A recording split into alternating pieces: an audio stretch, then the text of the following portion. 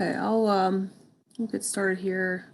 We have about a minute, but if I tell you a few things here. So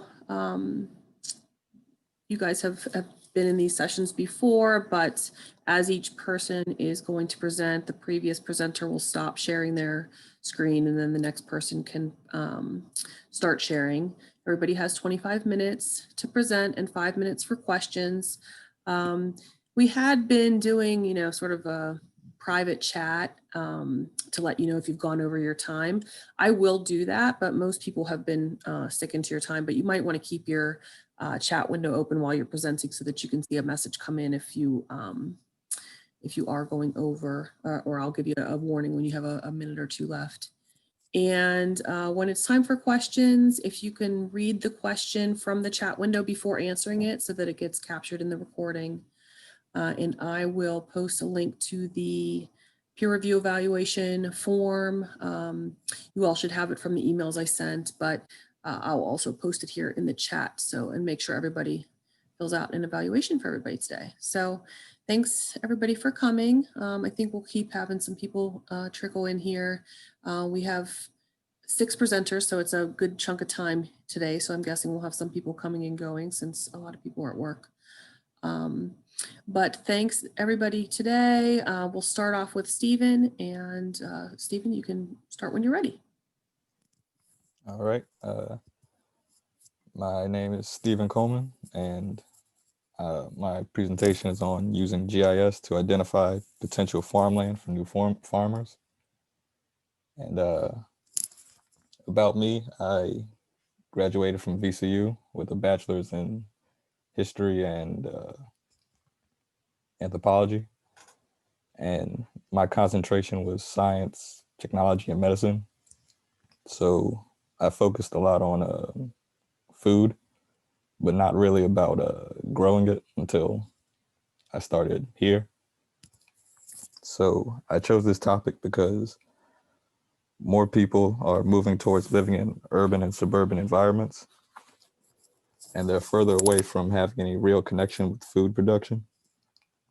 And the population of farmers is decreasing and getting older. A new generation of farmers is needed to keep up with the growing population. And becoming a farmer can be difficult. And the greatest barrier for new and aspiring farmers is finding land that is affordable. This project will try to find a way to identify plots of land that will be manageable and affordable for aspiring farmers attempting to take their first step towards small-scale urban agriculture. Our urban agriculture can be any type of farming in an urban or suburban environment, like vertical farming, community gardening, rooftop farms, hydroponic, aeroponic, and aquaponic farming.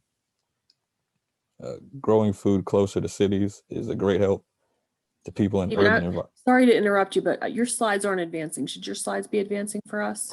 Oh, sorry. It's okay. Thank you. So growing food closer to cities can be a great help to people in urban environments because it decreases the amount of time crops have to travel, which will keep it fresh for longer and decrease the cost. The problem is that the closer you get to cities, the scarcer available land becomes, which increases the cost of viable plots of land that can support the agriculture. The compromise for aspiring urban farmers is to find farmland just outside of the city in peri-urban environments that will have larger plots and be less expensive. Also, urban farming comes with its own set of barriers that traditional farming doesn't have to deal with, like higher credit risk, difficulty accessing adequate water, and navigating municipal building codes like zoning regulations. And in peri-urban settings, these issues are a lot easier to address and provide a great place for aspiring farmers to start out. At the moment, the number of urban farms operating in the US is still very small compared to conventional farms. and it will most likely remain that way due to the limited access of land in cities. Because of the limited resources available to urban farmers, it isn't realistic to grow like tall crops like wheat or corn, root vegetables, potatoes, and urban farmers, in order to maintain a viable business, need to produce crops that don't take long to mature and don't take up lots of space, like microgreens, salad greens, mushrooms, or herbs. Besides the actual plot of land, a large factor in what is grown will ultimately depend on the intended purpose of the urban farm. Many urban farms currently in use are not specifically built to sell their crops commercially, and rather serve a social purpose like community gardens or as an education space. For example, the Mansfield Microfarm Project is a training program at Ohio State, and it teaches local residents how to build up their own microfarms. The overall goal of their program is to establish a network of microfarms that the Mansfield area that will produce enough fruits and vegetables, specialty crops, that would provide access to fresh food for the local residents and provide the local economy with revenue. The secondary goal of the program is that over the next 3 years, the team that follows it, will monitor the progress and how it addresses issues like food insecurity and if it can serve as a blueprint for other communities.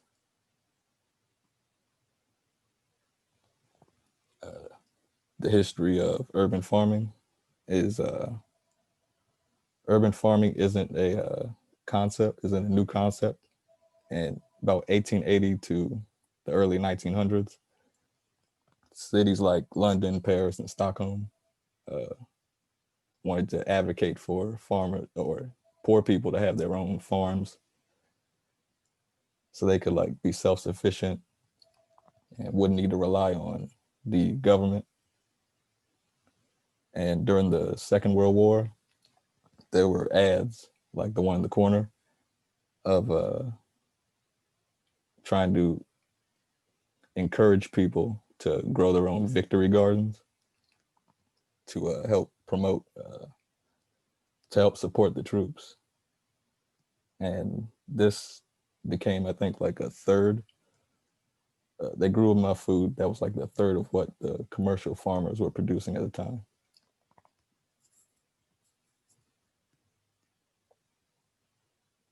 And I spoke about that already. So the objective of this project is to identify areas of open land within urban and peri-urban environments, like abandoned lots and backyards that are an acre or less of land that can sustain a small growing system and can be managed by at least one person without the help of anyone else. The aim of having a small space capable of being managed by at least one person is important because a person taking their first step towards starting a farm won't have the money necessary to hire workers. And the land, if it's an acre or less, can reasonably be managed by one person with the help of a few farm equipments. The starting costs for an urban farmer will depend on the method they use. For example, if the farm is built on a rooftop or in a parking lot, then they'll need to use a series of raised beds to grow in. And expenses associated with site preparation, infrastructure, what to grow, where to sell, are all costs that will be determined based on their location. And since I'm only focusing on open outdoor land access, I won't be looking for property to accommodate indoor urban farms like warehouses. I plan to find viable land for small scale urban farming by using various geodata sets from state, local, and federal government websites. And by combining these data layers, I'll produce a searchable map that can be easily used to identify potential areas that local urban farmers can use for scouting. The method I plan to use is similar to the steps I found. used by a group called the New Entry Sustainable Farming Project, which is an initiative started by the School of Nutrition Science and Policy at Tufts University. The program uses GIS to identify viable farmland that owners are willing to lease to urban farmers. The difference in my interest is that their program uses the data to search for larger plots of land that include a wider variety of land types. My goal is to search for smaller plots of land that can be slightly or that are in slightly developed areas like residential areas or cities. The data I'll need for the project to create the maps will come from state and local geospatial data websites. I'll be using the data from the Chesterfield County GIS website in Central Virginia, since that's where I currently live. And because a lot of their information is posted publicly. To complete the map, I'll need a few pieces of data, starting with parcel data that will indicate the size and boundaries of the properties within the county.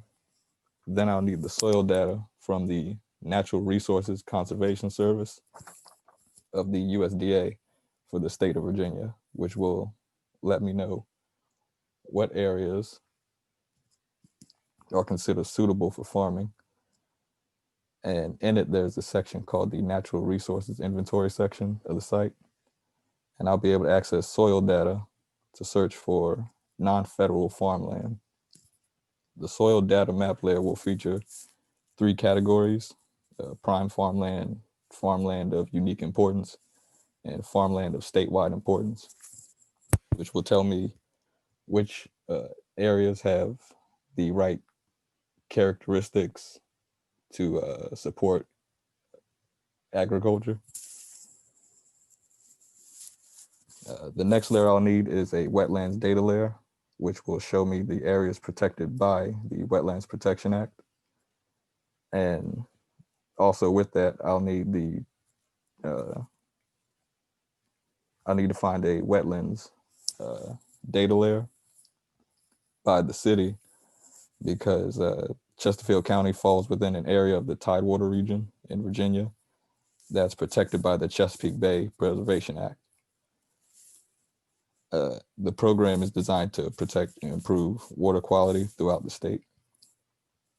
I'll also need to find finally, the last important data layer I'll need is for suitable land use, which can also be found in the National Resources Inventory section.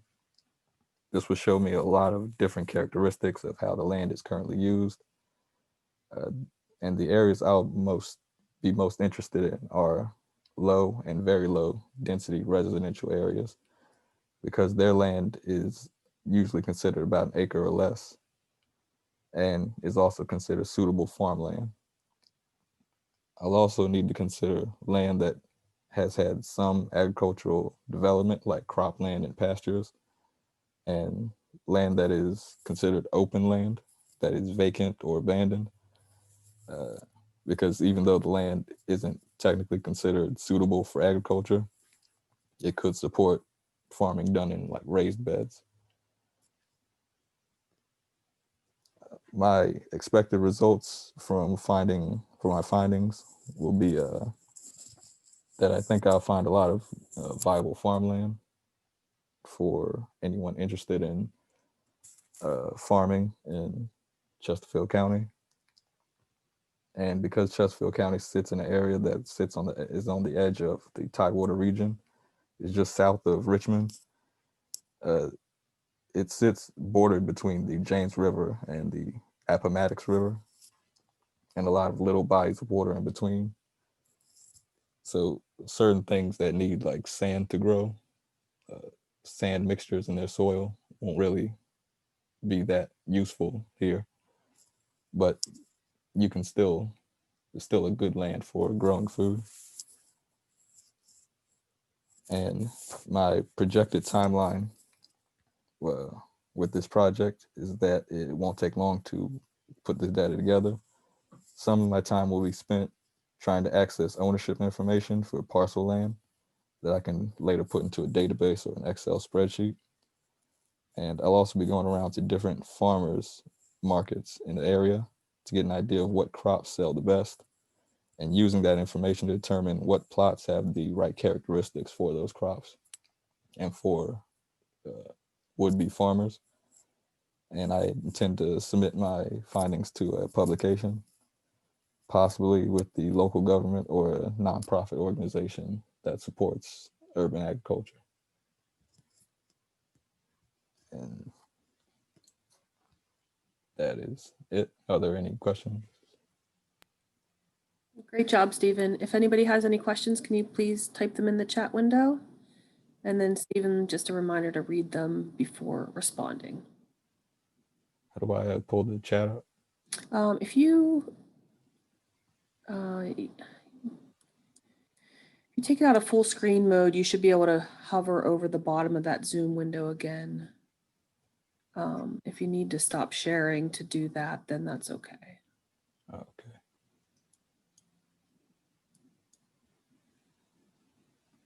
And Okay, I can see it. Yeah, okay. I can see it now. Okay. No questions yet. Anybody have any questions?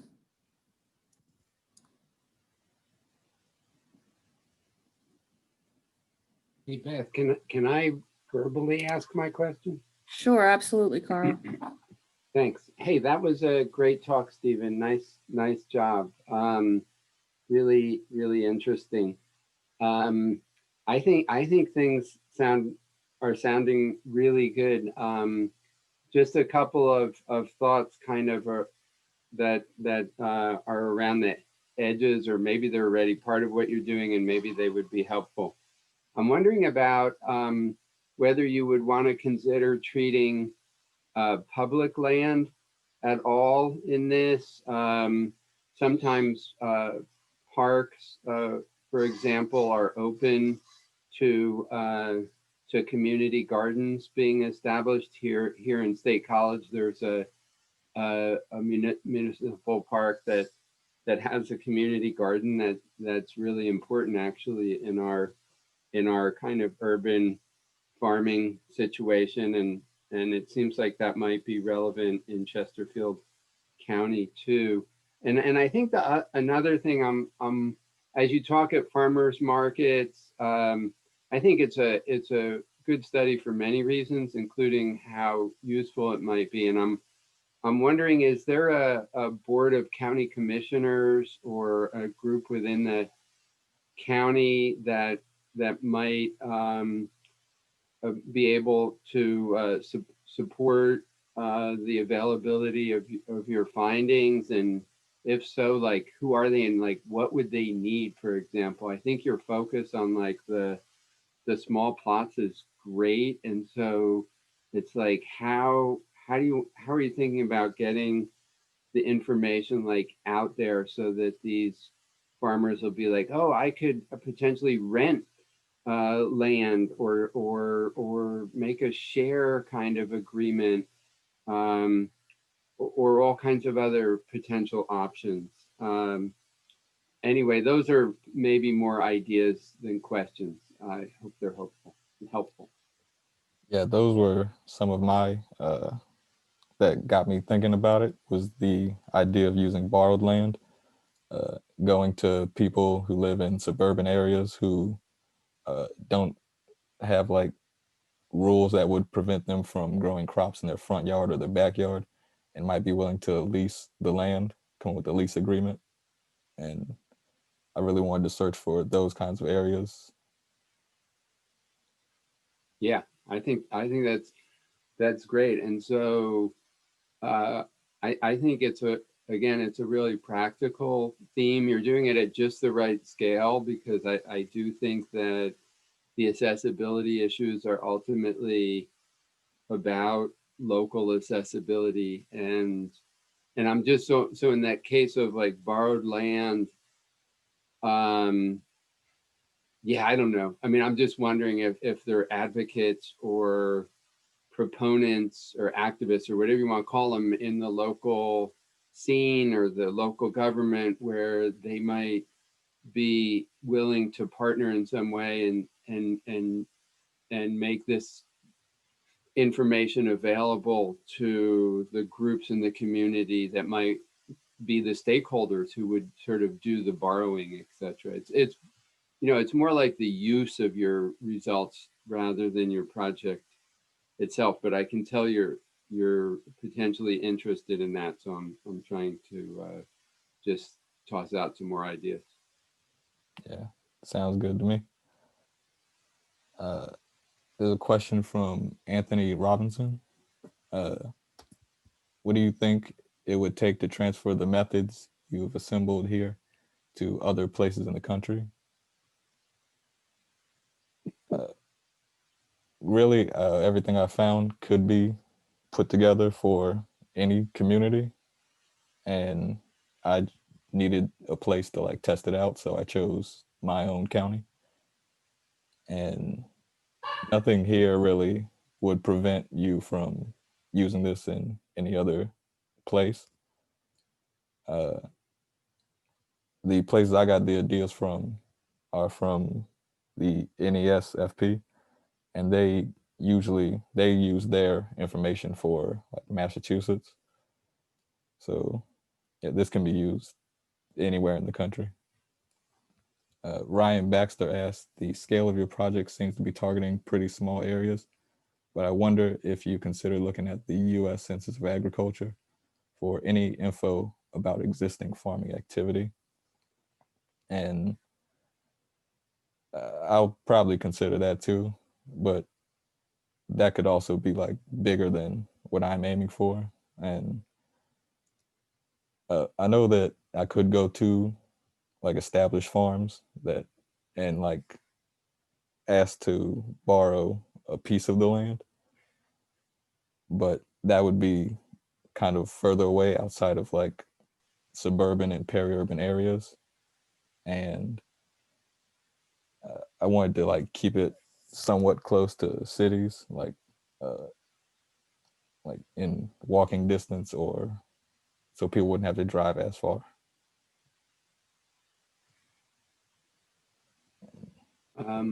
Stephen, just like one or two other points while we're on this call. When it comes time to consider writing this, or even before then, you probably already know this. There are very active movements in peri-urban farming and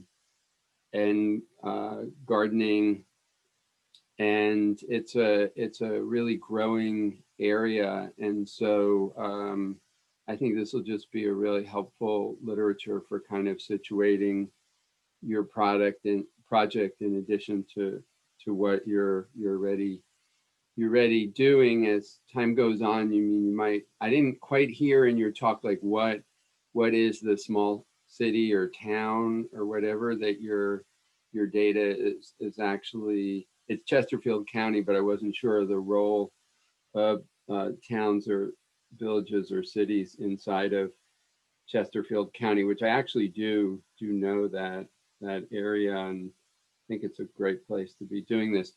The other point is just an anecdote. The Tufts data, which is really interesting and good, is part of a kind of Boston area set of initiatives on, as you probably know this, but it's first generation farmers and how they can access land.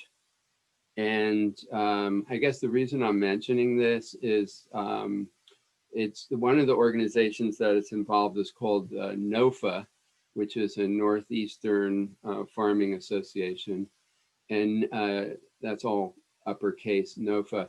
And NOFA is really interesting because they do kind of exactly what we were talking about a minute ago, like taking the sort of data and results that you're interested in doing and trying to actually put it into practice and make it practically useful. So NOFA has a lot of like real world projects for first generation farmers, and including rural, but also urban and peri-urban areas. So as you're, I mean, it's clear you're doing a great job on this, and just I guess I'm just tossing out these other ideas to show some of the really active kind of areas that connect with what you're doing.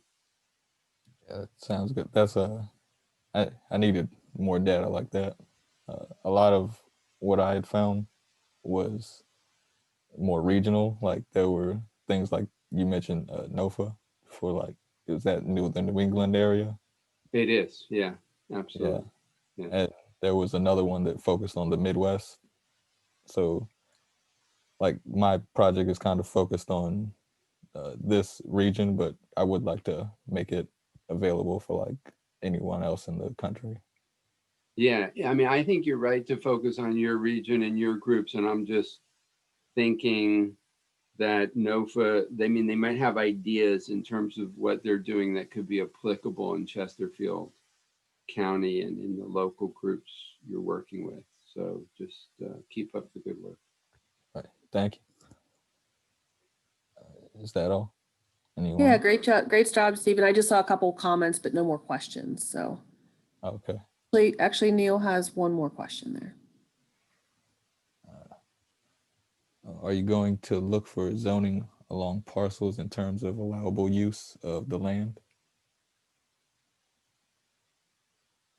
It probably would be a good idea to incorporate that to, because I didn't dig too deeply into the specific zoning laws in my area.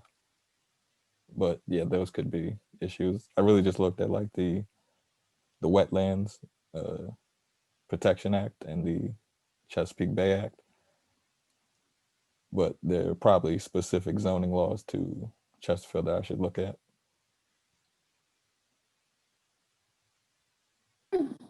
Great job. We will move on to Kendall Hillis. So Kendall, if you want to go ahead and start sharing your screen. Thanks, Stephen.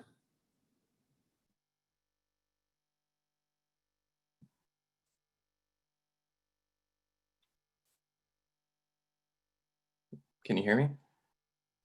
Yes, we can. Okay, just a moment, please. Uh-huh.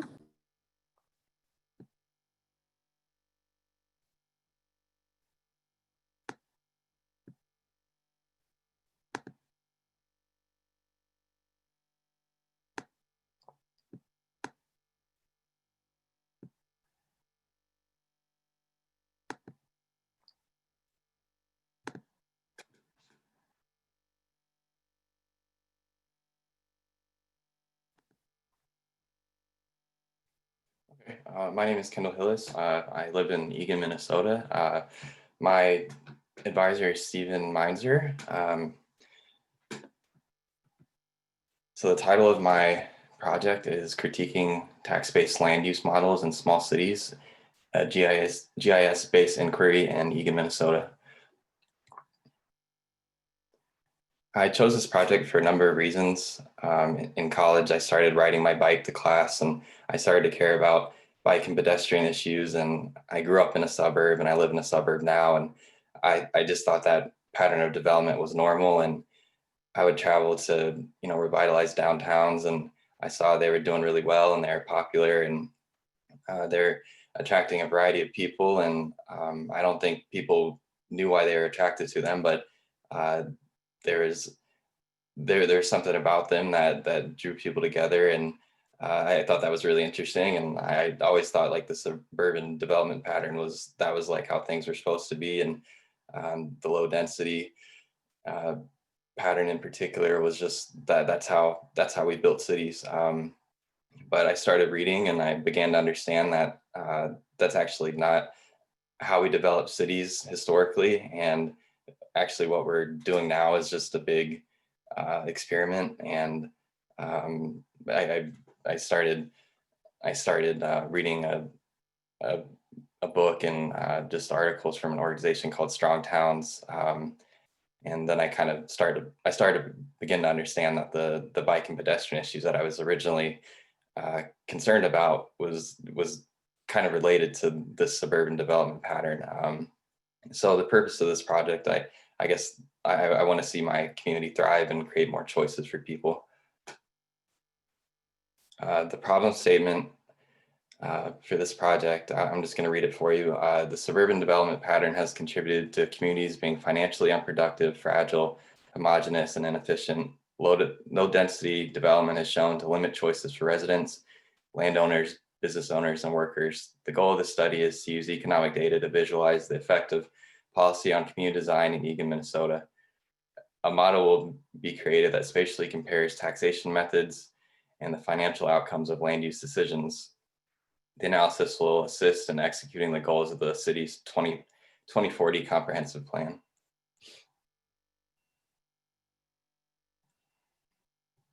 So just to give you an overview of the remaining presentation, I'm going to provide a background of the suburbs, just talk about the history, the characteristics of the suburbs, kind of the economic outcomes of suburban development, describe Eagan, talk about how property is taxed, how you can visualize financial productivity. Then I'll talk about goals and objectives, methodology, challenges, considerations, the anticipated results, the project timeline, and the presentation venue I'd like to present these findings. So what is a suburb? A suburb is broadly defined as lower density areas outside the city core. Additional criteria include predominance of single family housing, dependence on automobiles, particularly for non-work trips, age of housing stock, and distance from central core.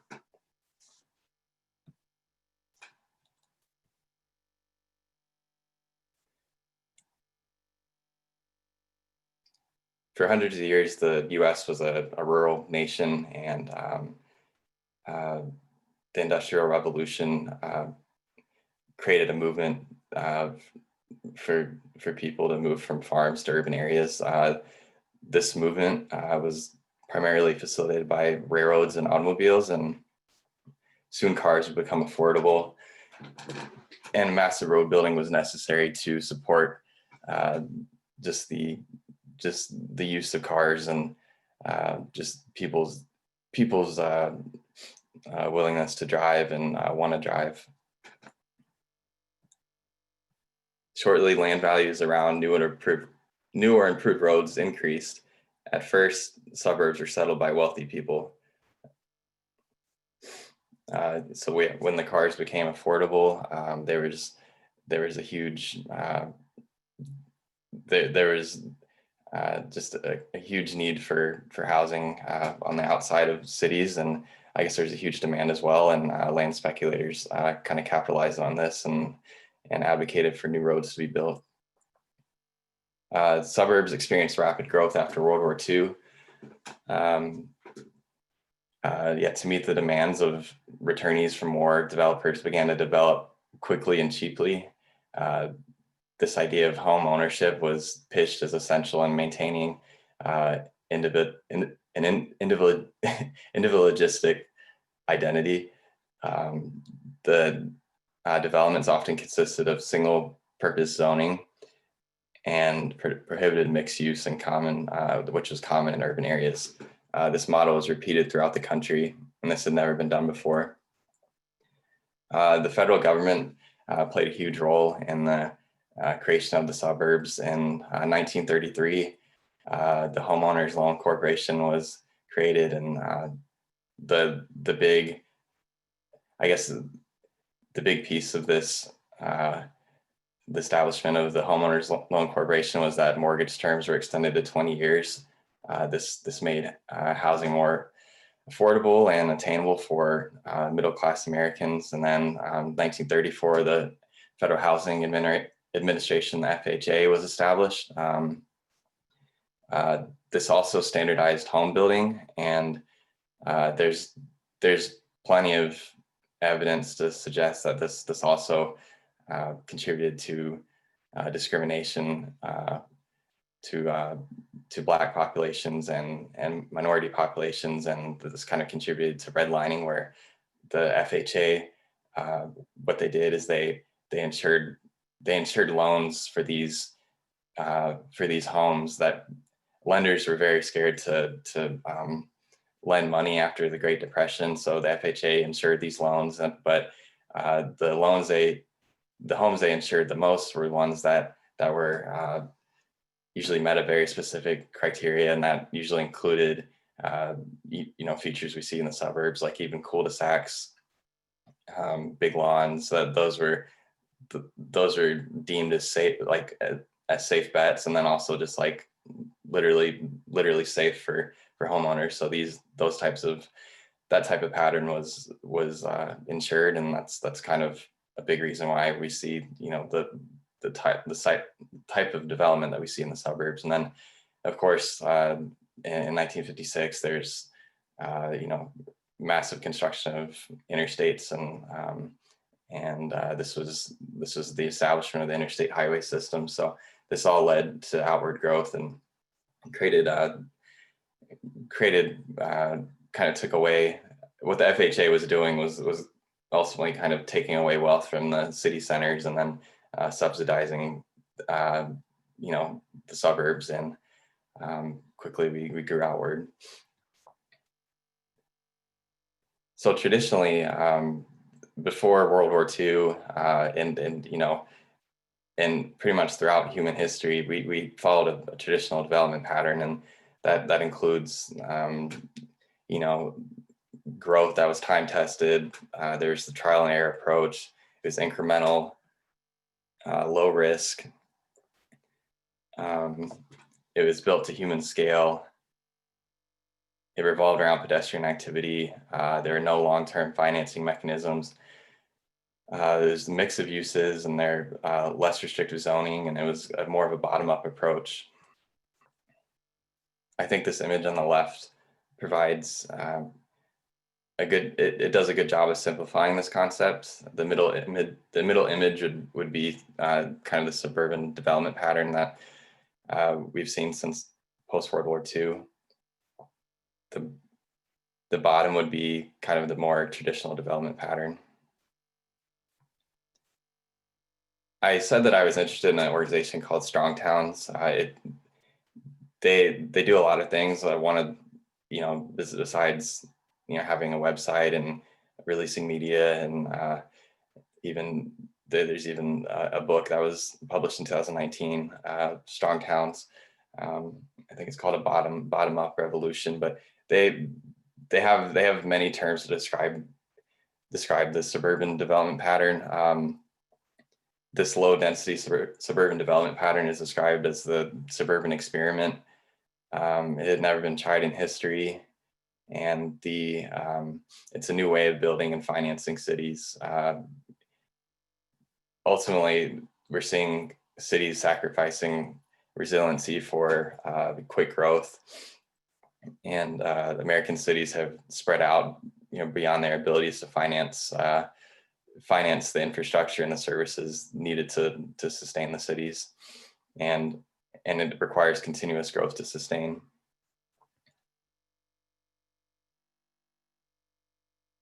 So you may be asking, like, how is the suburban experiment supported, and how do we pay for this? Well, there's Strong Towns describes this as kind of an illusion of wealth. Each round of continued unsustainable development generates short-term revenue for cities, but long-term liabilities such as infrastructure and maintenance are not considered. We're seeing this kind of in many places right now. There's a lot of evidence of cities that grew in the 1960s and 70s quickly. They have like these maintenance backlogs that are, these bills are coming due, and the way they pay for it is continue to grow, and it is kind of like a Ponzi scheme where, like, the quick growth, the revenue from development fees pay for previous growth, and this just gets the can kind of gets kicked down the road a little bit, and we're seeing that there's not an adequate property tax base to pay these bills.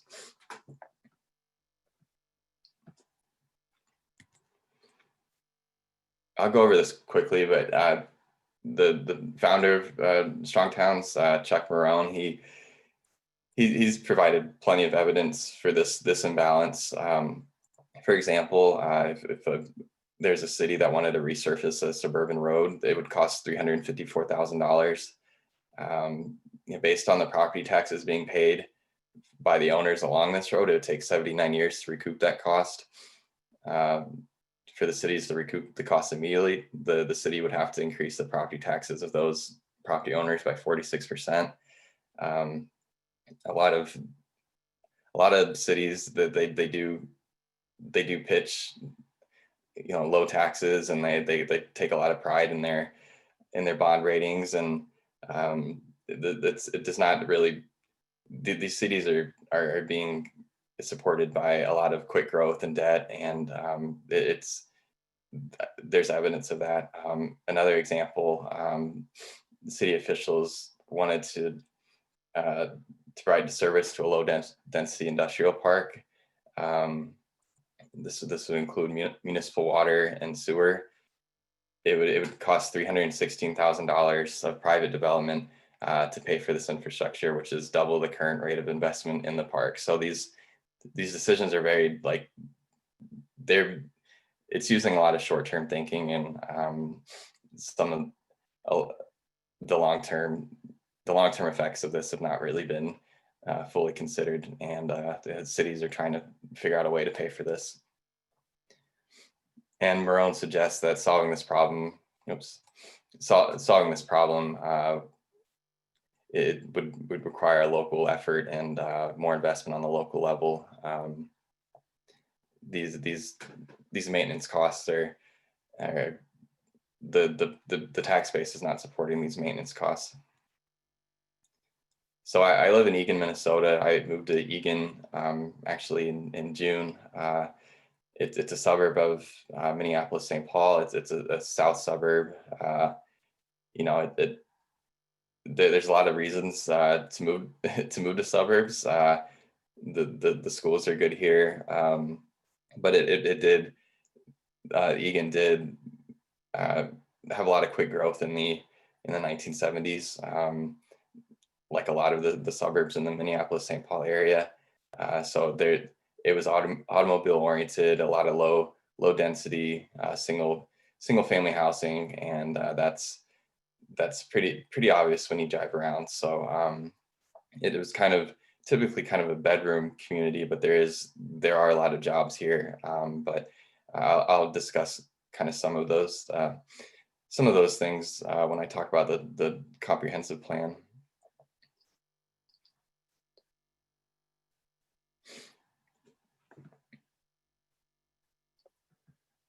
So in 2020, the city drafted the 2040 Eagan Comprehensive Plan, and in this plan serves as a guide for Eagan's future growth, development, and redevelopment. The plan influences form, pace, and location of new development. Just key takeaways from the 2040 plan. 98% of the land has already been developed. 28.5% of the land is dedicated to low density and large lot residential land use. Less than 5% of vacant land is available for development. 52% of the housing stock is single family detached. But in 2014, more townhome, apartment, and senior living units were built than single family detached homes. And then only 2% of the residential land in Eagan is identified to have potential for infill residential development.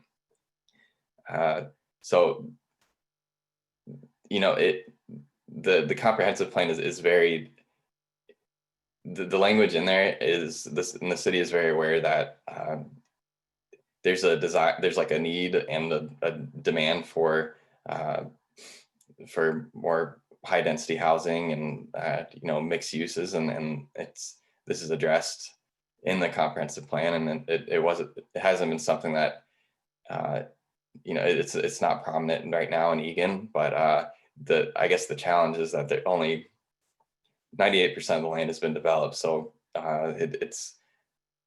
you can't build a ton more high density development. It's going to require a lot of infill and redevelopment of underperforming properties. There's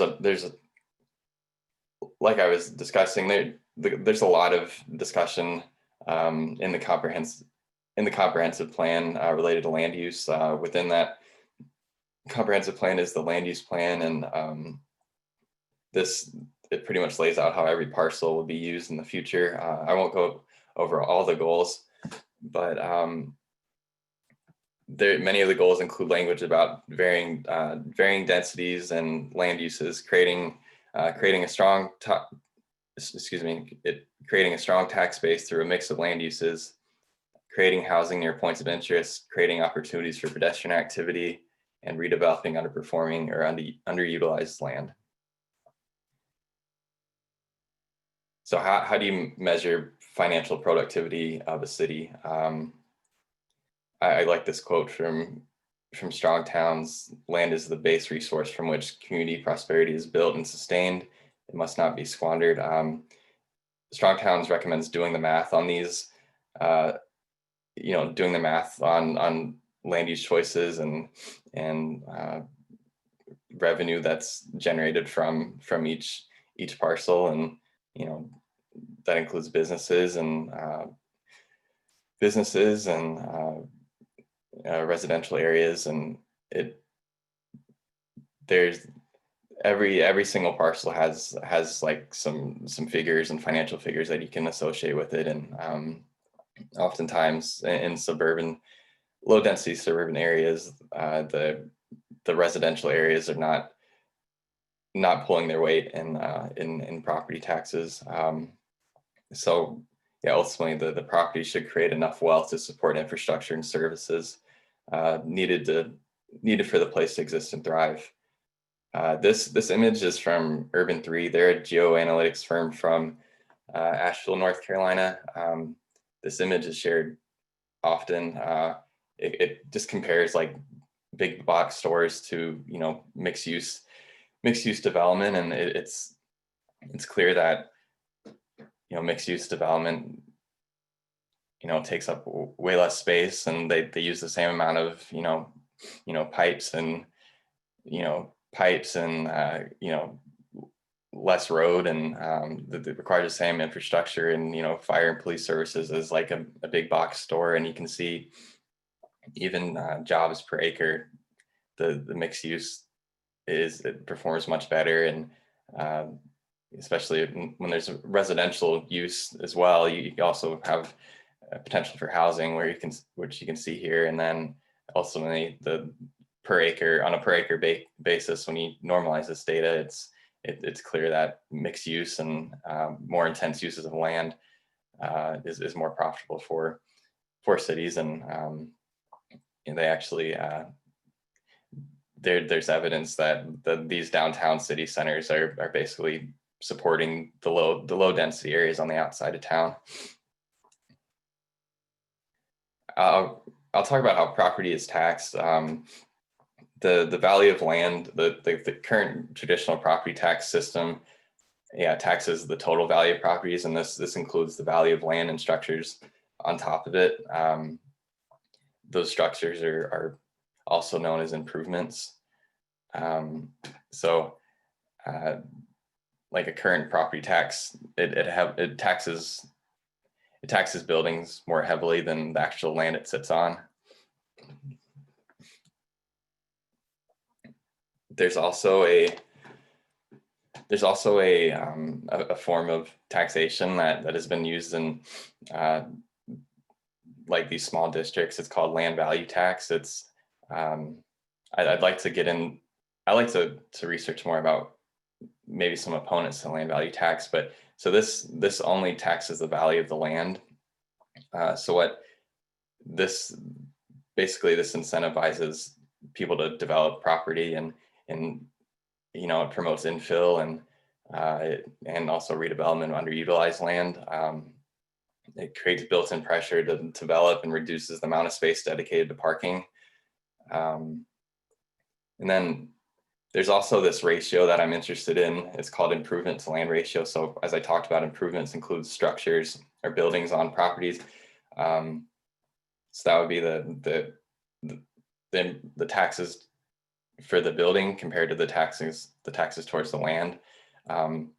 If you consider a property with a new home those are the improvements with a value of like $90,000. And if the value of the land is $10,000, you have a total of $100,000. So improving the land ratio is 9-to-1. The issue you have here is when you spread outward, the value of the land stays low. Therefore, there's not natural market pressure to redevelop or improve this property. The neighborhood often becomes stagnant, and then newer development is just built further out. So it's kind of that's kind of the way suburbs are built and developed. This is a 3D visualization from Urban 3. Like I said, they're a geoanalytics firm based in Asheville, North Carolina. They do a great job of kind of making like complicated financial figures. Just they look at it spatially, and they've done this for many cities, and value per acre is like that's like an analysis they do for pretty much every city. And time again, when you can visualize it like this, it's very persuasive, and like almost every time the downtown areas are performing much better than the outside areas. And that's where the money is being made for cities. And oftentimes that's why cities are now focusing on mixed uses, because they understand that they can't sustain themselves long term if they continue with low density development. So the goal and objectives of this project is to study is to use GIS to visualize financial productivity of parcels in Eagan, Minnesota, by analyzing the spatial distribution of tax revenue and exploring alternative taxation approaches. City officials can more precisely plan for development that achieves the policies of the 2040 comprehensive plan. Mapping the productivity of the city will allow users to identify opportunities for infill or redevelopment. So the proposed methodology, I'm going to be using Dakota County GIS data. I'll also just add points of interest in the city, just so that can kind of give me some context. I'll be using RTS Online and ArcGIS Pro. I'd like to, the deliverables, I would like to kind of do a similar 3D visualization as Urban 3 did in a couple slides ago. I'd like an interactive web application showing value per acre for properties across the city.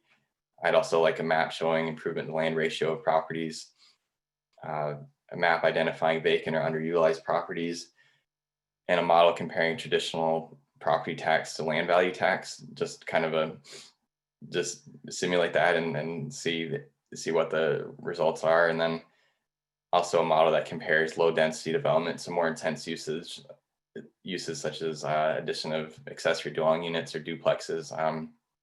In Minneapolis, actually, I think last year they abolished single family zoning, and there's arguments for and against that, and but that it is allowing people to develop the properties in ways that are more productive for the city. And people have arguments that it changes the character of the neighborhood, but that is a way to kind of solve this imbalance. And then I'd also like to identify areas that are for potential connectivity between commercial and residential areas. This is just an image of the GIS data from the assessor's office for the county of Dakota County. So this is the type of data that is available, and I'll be using. I'd like to just kind of dig in and see if there's any cultural or social preferences that prevent more intense land uses. That's kind of like the subjective nature of doing this, and also city planning. And then also see, is the land value tax appropriate at large scales or just specific neighborhoods, and what are the factors that affect land value in Eagan specifically. I assume dense areas of the city will show more value per acre, and the areas of the city with the older housing stock will show low improvement to land ratio. Also, a land value tax system would most impact properties with low floor area ratio, and most opportunities for connectivity and walkable areas will probably be near higher density housing rather than single family detached homes. And yeah, in November, I'm going to kind of dig into the data and kind of assess the feedback from this presentation, and then submit an abstract to a conference I'd like to present. And then November, I started visualizing the data and analyzing it. In January, February, completing the final project, and then February 17th through 21st is a conference I'd like to go to. And that conference is the Wisconsin Land Information Association annual conference. I think it should be held virtually this year.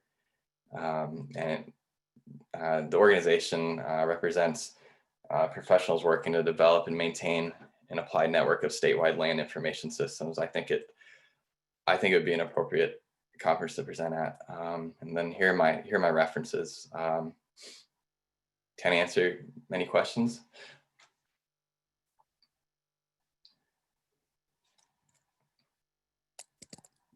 Any questions for Kendall?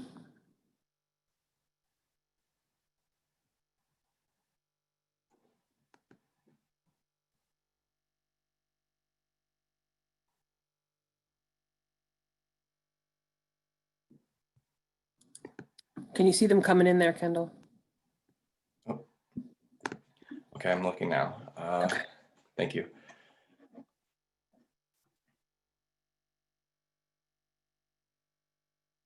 Okay, first question. Oops, there's a lot of questions.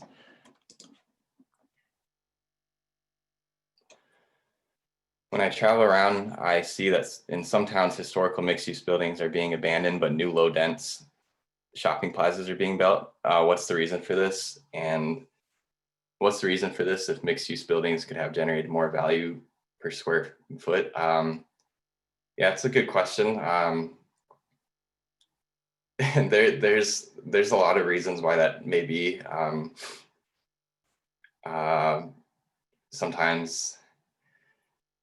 Oftentimes what you see is that big developers, they'll pay for the improvements to roads, and then also the infrastructure required for these big projects, and it's like candy for cities, and they take that up, but they ultimately, cities kind of they take on the long-term obligations. There's that might even be like a business question, like why small businesses, why do big developers have an easier time navigating those the permit process with cities and things like that. So yeah, it's not like mixed use is, it's not a secret that's like this is the direction that we need to go, and cities are kind of understanding that. I think, I don't know, it seems like there's a perception that it's just because that's what consumers want and stuff, but I think people in cities also understand that this is like good for the city as well, and there's already roads there, and the infrastructure is already there. So that could be for a number of reasons, and that's not something I've worked in a planning capacity, but I've never worked at like a city, so that's something I'd like to look at. Second question from Adrian, looks like a comment.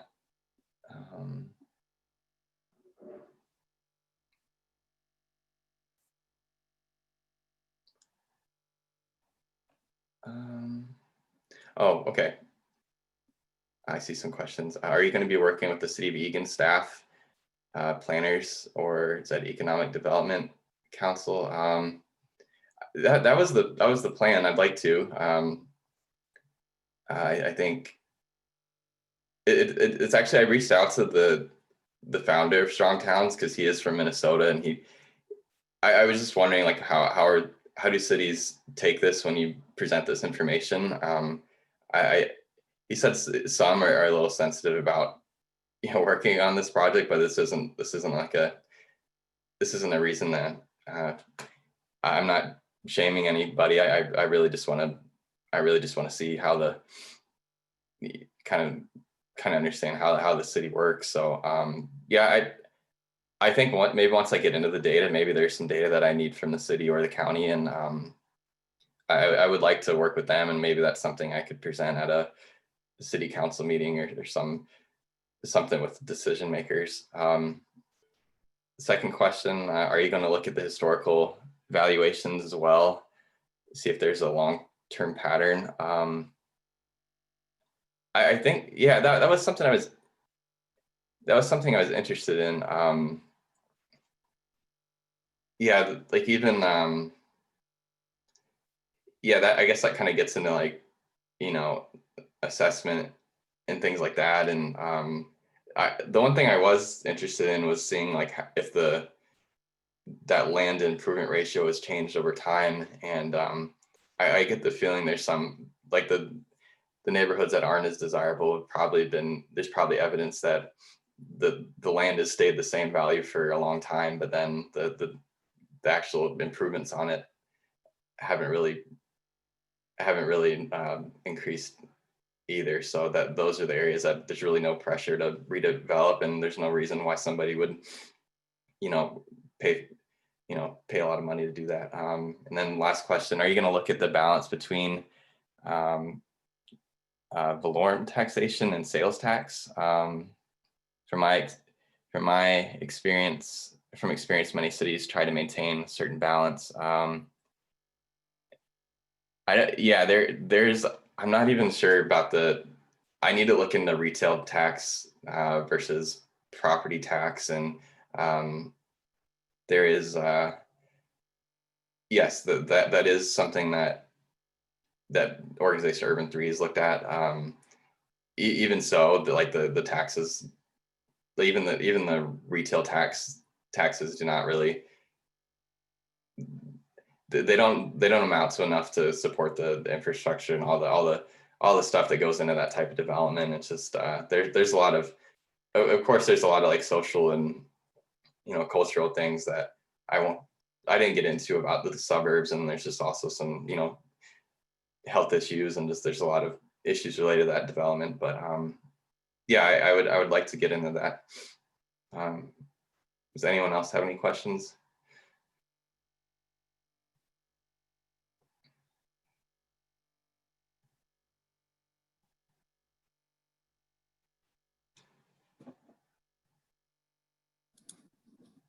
Okay, I think we can move on. Great job, Kendall. Okay, so now if Lisa, if you want to queue up your slides.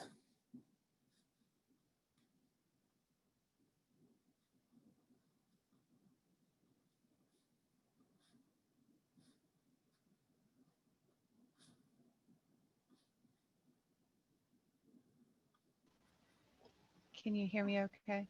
Yep, we can hear you. Great.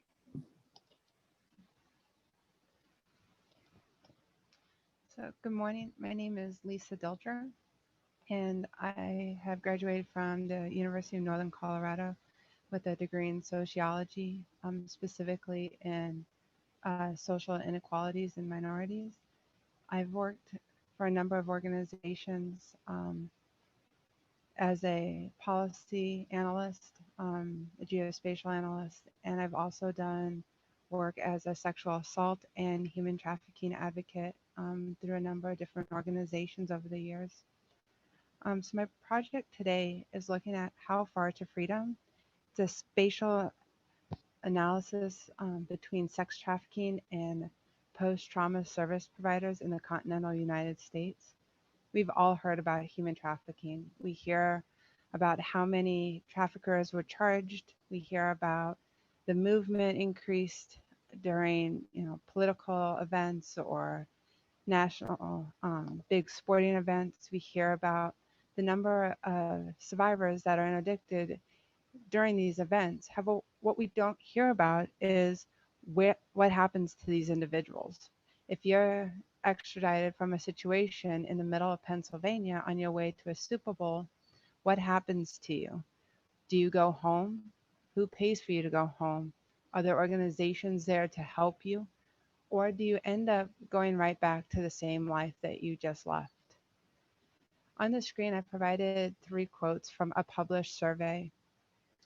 This survey was done independent of the university, but they went out across the United States to different sites and surveyed human trafficking survivors. I highlighted 3 quotes from sex trafficking specific survivors and keyed in on what their response to how they felt with law enforcement and service providers. And this will be important as we go on to this presentation. However, let's start at the macro level and what is human trafficking and how big of a problem is it? So the UN Internal Labor Organization estimated that 4 million adults and 1 million children are forced to engage in commercial sex against their will globally in 2016 alone. The same organization assessed that in 2014, that industry resulted in a profit of $99 billion. What you see on the screen is the assessed networks for trafficking just for individuals originating in Asia. You can imagine if we plotted all of the assessed routes throughout the globe for all types of trafficking, the map would be completely saturated. This highlights just the sheer amount of movement and how lucrative this industry is. It also shows that the United States is not immune to this problem. It's not just a domestic problem, but it has an international connection. But once those individuals come into the United States and it combined with domestic trafficking, what does that look like? It is important to note that there's no US holistic database that looks at human trafficking.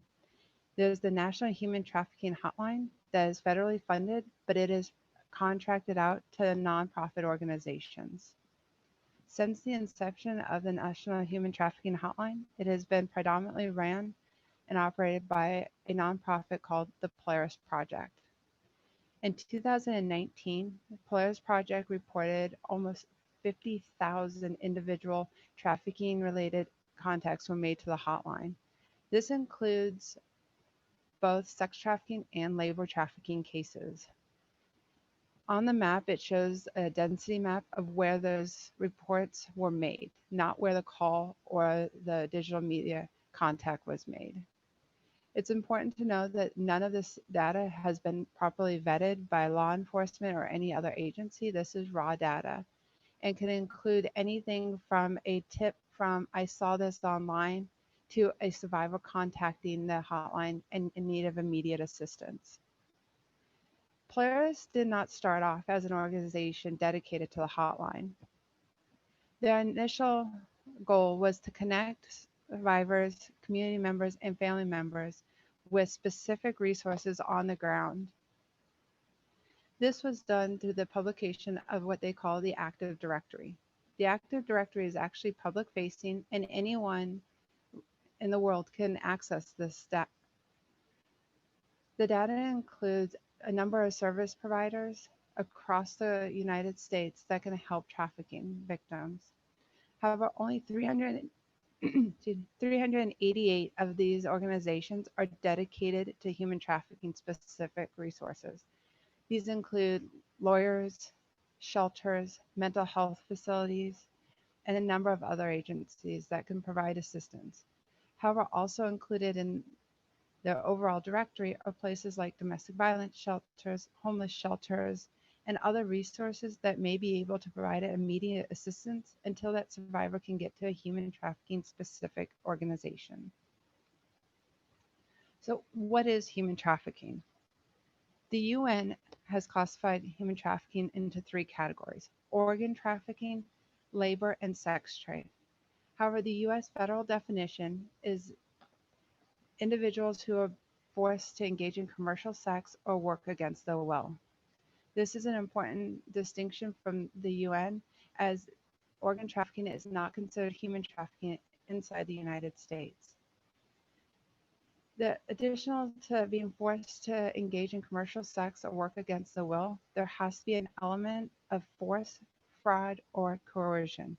This means that you don't have to have a gun to your head to be considered a trafficking victim. This can be any form of force, fraud, or coercion, and this can take on a lot of different forms across the United States and the world. These can be something as small as exploitation of virginity in certain cultures that can be used against you and force you into commercial work. It can be things that are survival driven, an exchange of shelter, food, medicine, or other things needed to survive. It can also obviously be that physical force against you or a loved one. Anything that can be exploited can fall under this definition. It's also important to note that the federal definition for consent is 18 years old in the United States. This means any person engaging in commercial sex under the age of 17 or 17 and under is considered a human trafficking victim. This is different than consensual sex work for adults in the fact that consensual sex workers over the age of 18 is not tried as human trafficking if they're doing it under their own free will. So it's really important to understand these distinctions when we're looking at these studies. Some of the things that make trafficking survivors in particular so vulnerable is that it leaves them without financial freedom. Oftentimes, the survivor is removed from their family or social networks. Though mobility is not a requirement for trafficking, it is often included. There's also usually an isolation on social media and other communication is limited. Sometimes the trafficking victim has a criminal record tied to the trafficking itself. This can include things like prostitution, panhandling, theft, drug charges, and a number of other things that can further be exploited by the trafficker to keep them in that situation. And again, there could be a number of different nuances in that situation that the trafficker is able to exploit that individual, which may not be seen by a bystander. Going back to the quotes I highlighted on that first slide, I'd like to bring your attention to this one in particular, how a survivor describes their interaction with law enforcement. It's through previous experience and potentially the exploitation of the trafficker and law enforcement that oftentimes leads the survivor very hesitant to contact law enforcement. Even in immediate danger, they would rather look at other options prior to calling the police because in certain situations that can actually escalate the chance of violence for them. So this in turn often forces survivors to rely on nonprofit organizations to meet their emergency and immediate needs. I've listed just a few of the services typically requested, anything from immediate extraction from the situation to housing to relocation efforts. And that includes not only away from the trafficker, but also to return them to home, whether that be somewhere domestic or international. Again, there's a financial aspect to these crimes where individuals are left with really nothing, but are then forced to find some ways to meet their basic needs. And it goes all the way to long-term resources, including drug rehabilitation and mental health resources. So looking at the amount of data and peer-reviewed studies on this topic, you can see from the screen there's a plethora of data already available. Where I focused my energy was on the 12,000 peer-reviewed publications. I have decided to spare you all a list of all 12,000 of those publications. However, if anyone would like some recommendations on reading or particular authors, I'd happily provide those after this presentation. So that brings the question, how can this paper contribute to such a wealth of knowledge and already saturated publications? The goals here are to answer these three questions. And what it stems from is, say you're working in a trafficking organization and you receive a call on a Friday morning at 2 a.m. of someone who wants to leave a trafficking situation. However, they're located between Texas and Louisiana. You identify on the map through Polaris project, their active directory, that there's no one there for 250 miles. What do? That individual still needs help, but there's nothing available. How can you creatively find a situation that they can get to a safe place? This project looks on how far would that individual need to travel to get to a shelter or some other facility to be safe. It also looks at when is a shelter safe? Can these individuals safely go to, say, a domestic violence or homeless shelter? If these options are not viable, should they even be considered as options when we're looking at the Active Directory? Lastly, it will look at ways forward. Are there areas in the country that can meet these gaps? And if so, how? Is it building a more resilient network between service providers, looking at potential transportation hubs and how we can network these around the world to provide services to these gapped areas? So to do this, the first step is to identify the individual point data for trafficking victims. Unfortunately, most of the trafficking specific data is compiled at the county level or above. There are some data points available through various police organizations in their open data portals that I'm working on compiling to look at, to try to identify some of these statistical hotspots. There has to be a fair amount of caveats to this data, including the fact that there's no holistic data source. So every jurisdiction potentially could have a slightly different definition of human trafficking. There's the acknowledgement that this is an illicit crime and it represents an industry of $99 billion plus. So these crimes will be underreported. Lastly, survivors are often tried as criminals, and so that data can also be lost. Once I have the point data, I'll be looking for statistical hotspots, not just density plots, to identify key areas that may have underutilized resources. Everyone says that they're in a hotspot, but what does that actually mean? Where is California, where within California are those areas actually statistically significant versus just a density? Because as I'll discuss later, the density could also be relative to where the resources are and are being reported. So I'll also be using various geospatial tools within ArcPro to identify known average, the minimum and maximum distances between the statistical hotspots and service providers. And this will hopefully have a multi-tiered effect where I'll be looking at all of the resources in the Active Directory from Polaris and the human trafficking specific resources. And that will allow the distinguishing, like which shelters are safe and should these shelters be considered when we're looking at how far someone has to travel to be safe. Lastly, I'll utilize survivor stories and publications to help put that distance into context. It's not only important that there's 250 miles for someone to have to travel, but what does that actually translate to? Is that someone no longer wants assistance? Does that translate to, as someone on the ground, if you can't provide services and you tell them to call, say, the National Human Trafficking Hotline, and they turn around and use the same resources, what does that do to the relationship between the survivor and the service provider community? That can also have enduring effects where survivors don't want to utilize these services and they're already at a disadvantage.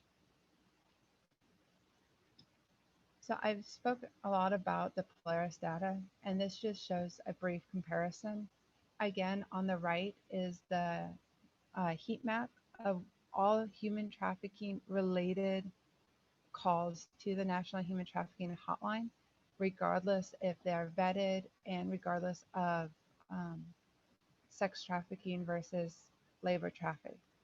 On the right is their entire service directory. Again, this is the entire directory depicted, not just the 388 service providers focused on human trafficking. There are a number of density plots on the right. I just called out one in Utah with the purple circle. And if you look on the left, you can see that there's a small handful of service providers that provide any kind of assistance to the entire state and the surrounding areas. And what you can see is not only is there a hotspot inside that purple circle, but there's also cases all around it that would also need assistance. But again, there are no service providers there. So how do those service providers get to those survivors? Are there ways that those providers can actually go out and pick them up? Are those providers even direct service responders? Or are those lawyers? Are those alternative forms of services that may not provide an initial or immediate need? So that takes me into the anticipated results. Even based on the crude maps by Polaris, we can see that it was likely going to be hotspots along the coasts, both east and west within the United States, but there's also a large amount of service providers in those areas. I would assess that in these areas, it probably within 5 miles of a hotspot, there will be a number of different services where survivors can either walk or use public transportation to get to those sites. However, as we move to the middle and the southern part of the United States, the distances will increase between where those hotspots are and where the service providers are. So looking at our timeline, I will finish compiling the data required and try to compile those open data sources into November and December. And then I've identified 2 journals that I would like to submit the findings to for publication. And those are deadlined in both February. One of the reasons I chose to try to do a publication, obviously with the coronavirus, it presents a number of challenges to in-person discussion. And one of my goals with this publication is not only to meet the requirements of this program, but also to open the discussion among service providers and the larger anti-human trafficking community on where these gaps are.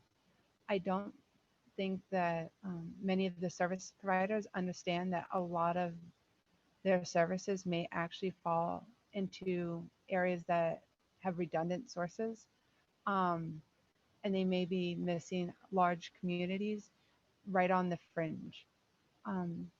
Additionally, with human trafficking service providers, there can be a number of limitations put on the admissions. So those will also have to be taken into consideration. For example, a service provider may have age limits or gender restrictions. There may be a religious aspect to their program that not all survivors may be willing to meet those expectations or willing to accept those programs. So all of that will have to be considered when I'm looking at the distances, because as I said, there may be redundant organizations. However, if those limitations are put on those, that could help explain why we have multiple shelters or multiple large-scale programs in, say, places like North Carolina, which has one of the best anti-human trafficking programs in the nation. And they also will take people from across the country, which is an anomaly. Most of these programs are very localized and have a number of restrictions.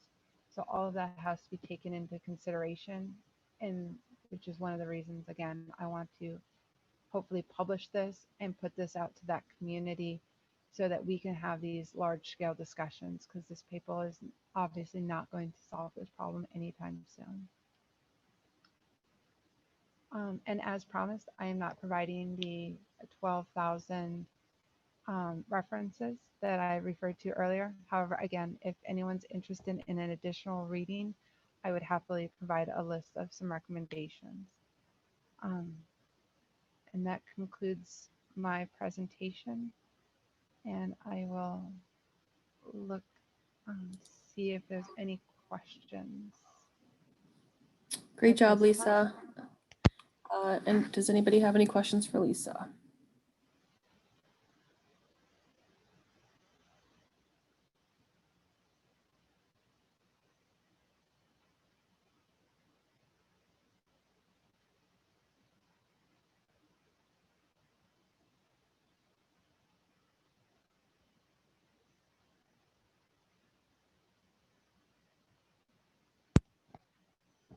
So Stephen commented, I think you might have mentioned this earlier, but can you elaborate on if there is a way to prevent abusers from possibly using these tools to find survivors or new victims? And that's a great question, and I apologize, I think I did gloss over this. One of the things with the Active Directory is that the actual location of shelters is not disclosed. So one of the things that can that they do publish is like a main office or a PO box, and then this tool would simply be able to locate kind of a nondescript location. It wouldn't provide any of even the PO boxes associated with these organizations. They would have to go to the Active Directory, which is open and can be utilized. To my knowledge, it has never been utilized by that. But I have heard of stories where traffickers have tried to go into like domestic violence and homeless shelters because there is open data on those locations. There's usually limited security. And that would be in my assessment where is the shelter safe, and all of those considerations would be looked at that point. Also, the data is always delayed. So even if we establish statistical hotspots today, that could also be influenced, like I said, by sporting events, national conventions, and a number of other factors that may change the data from year to year. So that's another way that kind of helps protect the individuals from being targeted in these areas.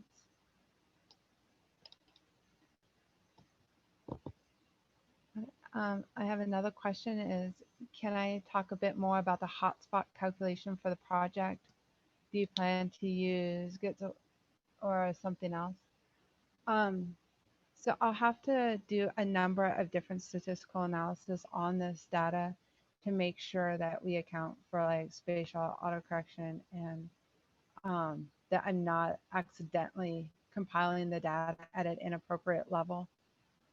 So I haven't looked at all the calculations I'm going to use, but I will be using probably RStudio and obviously Arc Pro to validate those statistics and those hotspots as I compile the data. One of the biggest concerns I have is that the data may not be uniform across the United States, and it may be restricted to large cities, which would obviously distort any statistical analysis. Though I'm hoping to keep it at a national scale, I may have to actually look at maybe Los Angeles or New York that has a very robust open data source for the police. So depending on what scale I'm at, it's also going to change which calculations I use. Thank you. And I think there's one question from Ryan above Anthony's question. Oh, thank you. Sorry. Forgive me if you've already told us, but I'm wondering what the study areas and if the availability of data will constrain what parts of the country may investigate. I actually just answered that inadvertently. So that's a great question, Ryan. Again, just based on where those open data sources are from the police department's really going to dictate what areas of the country I can study. I've looked at LA pretty extensively, and they have an extremely rich data set. And I know New York City has an extremely rich data set. However, I was hoping to keep this more at a national level because it's more that middle of the country where I would assess that we need this analysis the most. Any other questions? It looks like that might be it, and we're running right on time, so this is great. Thank you. Thanks, Lisa. Good job. And the next person who is up is Matt Brush. So Matt, whenever you're ready to share your slides, you can go ahead.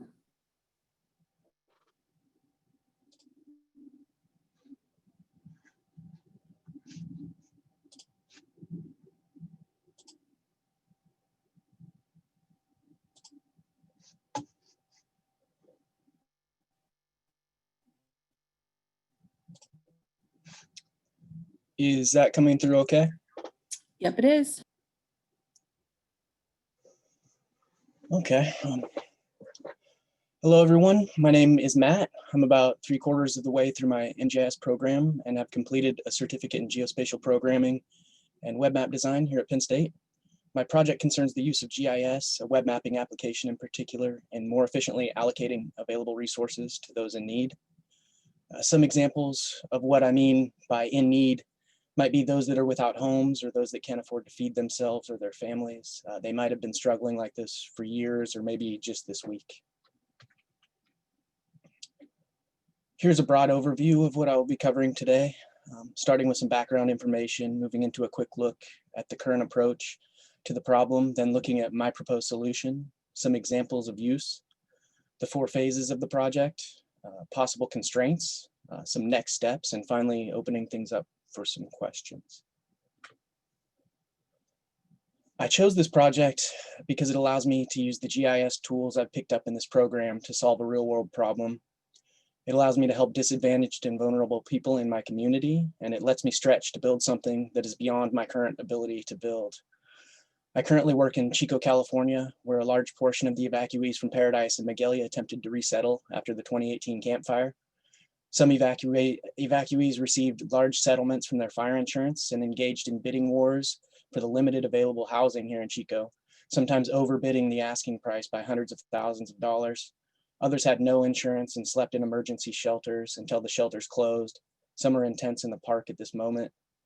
There's a fine line in this society between staying afloat and sinking. That line seems to always be racing up and nipping at the heels of those at the bottom.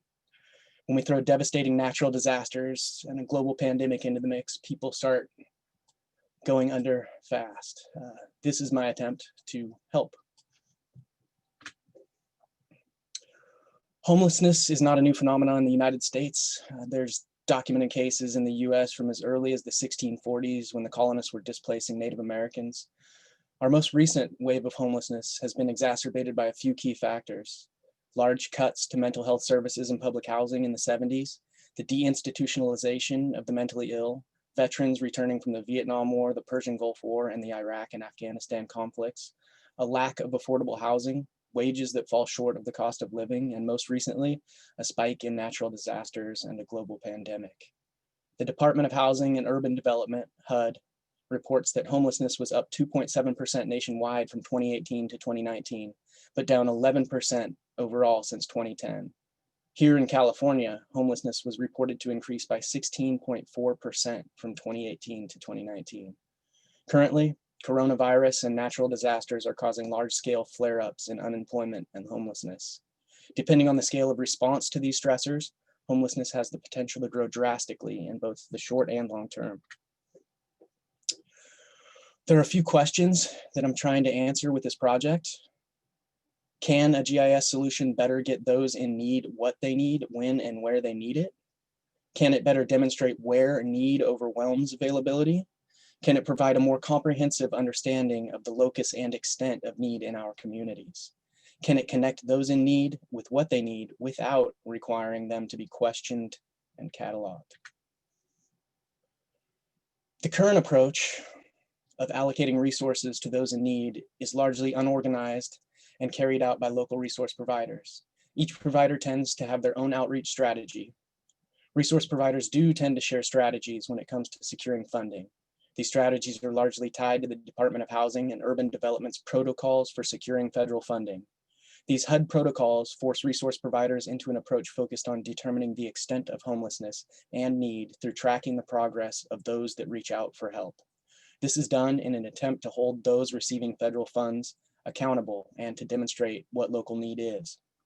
In essence, they are attempting to quantify need based on records of interactions with known individuals. They have no incentive to improve the efficiency with which resources are made available or allocated.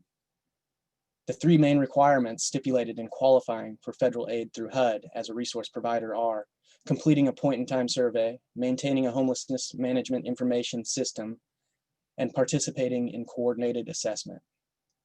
The point-in-time survey is a HUD-mandated annual event in which volunteers and government employees attempt to count all people unhoused or currently in shelters on one night in January.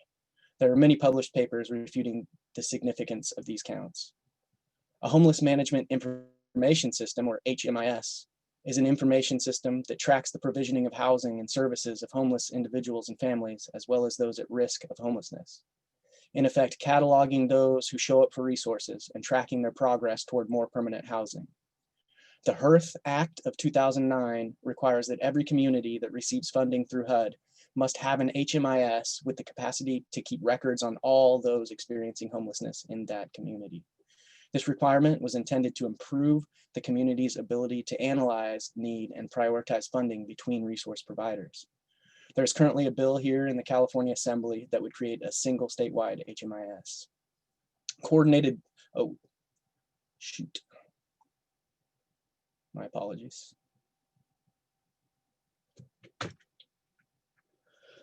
Coordinated entry, also known as coordinated assessment or coordinated intake, is an attempt to catalog and share data about individuals accessing services across a network of resource providers. This is the newest of the three major HUD protocols. It attempts to make every resource provider an access point to the community's HMIS system. Unfortunately, not all resource providers are qualified as capable of carrying out legitimate coordinated entry procedures. Looking at funding strategies, most resource providers seek a braided funding strategy to improve the resilience of their programs. This means that as well as filling out paper for all three HUD mandated program components, local resource providers also have reporting procedures they are accountable for at the state and local levels. Essentially, the current approach is more interested in counting homeless individuals and cataloging their needs on a case-by-case basis than it is in helping people better access resources. It's apparent what some of the problems are around some of these protocols. When we look at the point in time survey of counting people on one night in January, you think that a lot of the times when people show up to find these people's camps, is what they're there to do is throw all their stuff in a dumpster and take it away, or to ask them to move it along to somewhere else. So they're not really that willing to be found in a lot of cases. And as said above, with the mental health funding drying up and the deinstitutionalization of the mentally ill, there's a lot of people out there that may be too paranoid to enter a system. They're outside of a system for a reason. It is because they're incapable of navigating a system. This isn't in all cases, but certainly in some. And it definitely lends to the lack of a comprehensive view of what the homeless population truly is and our ability to truly get them what they need.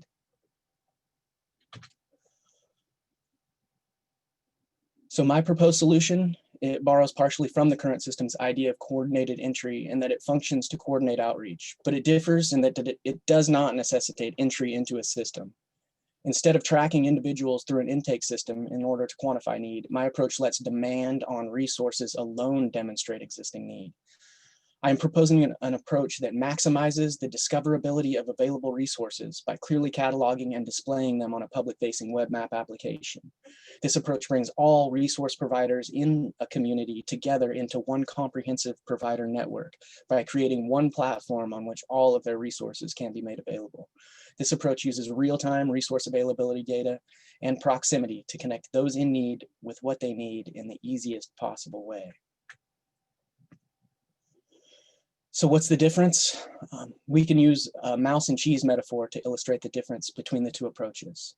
The current approach places cheese in a cage and does catch and release with the mice coming to eat, using the information gathered from individual mice to demonstrate a total picture of need in the mouse community. My approach places cheese out in the open and tracks where, when, and how much cheese is consumed in order to demonstrate the extent and locus of need in the mouse community.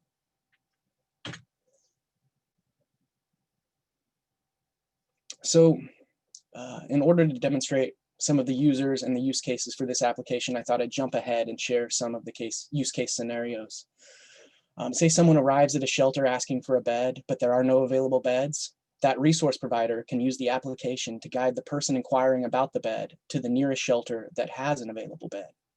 An outreach volunteer can engage the homeless community and actively work to connect them with available resources in the full knowledge of where and what is available at the time of asking. A social worker can guide their clients toward available resources, even providing printed maps of resource locations. Law enforcement can forge a less adversarial relationship with the volunteer, with the vulnerable homeless population by not only telling them to move it along or else, but by helping them access local resources in order to get their basic needs met. Those that find themselves on the edge of homelessness, who are unaccustomed to the landscape of available resources, can easily discover the resources they need and maybe not slip over that edge into homelessness or hunger.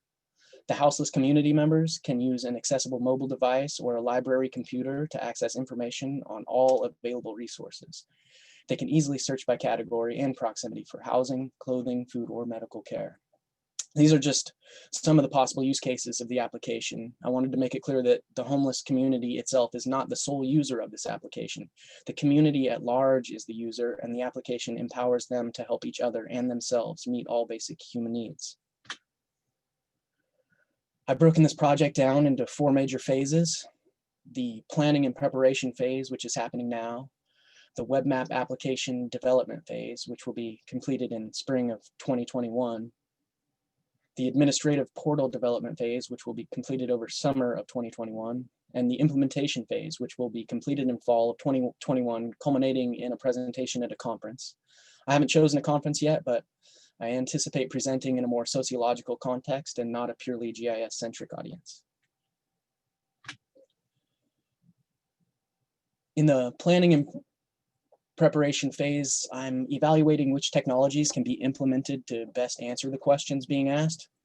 My initial criteria for selecting software solutions requires that any piece of technology implemented in this project must be freely available and free to redistribute. I'm also scrutinizing solutions based on how light, fast, and well documented they are. If there are 2 technologies that offer equally viable solutions based on the previous criteria, then my personal familiarity with the technologies will be taken into account. I'm attempting to build a light, fast, and free solution, which can be freely implemented by any community which wishes to give it a try. I want it to be simple and shareable. I don't want administrators to have to deal with licensing or to be locked into a proprietary ecosystem. I'm also looking at what combination of technologies will offer the functionality required by the web map application side of the proposed solution. The application must be capable of storing and visualizing spatial data, such as the latitude and longitude for resource locations and the route networks for bike paths and roads. The application must be able to return the location of a user's device so that calculations can be made concerning what resources are closest to them.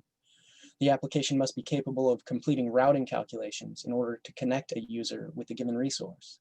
The application must be capable of making spatial queries, such as what is the nearest shelter? The application must also be able to make attribute queries, such as what is the nearest available shelter that accepts dogs and has a bed currently available.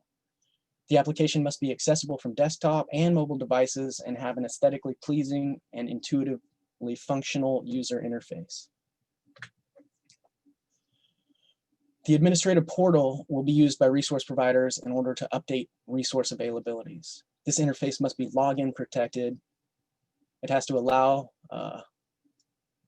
providers to log in with specific privileges to their own records. The portal must allow for user input from providers such as the number of beds currently available at the shelter.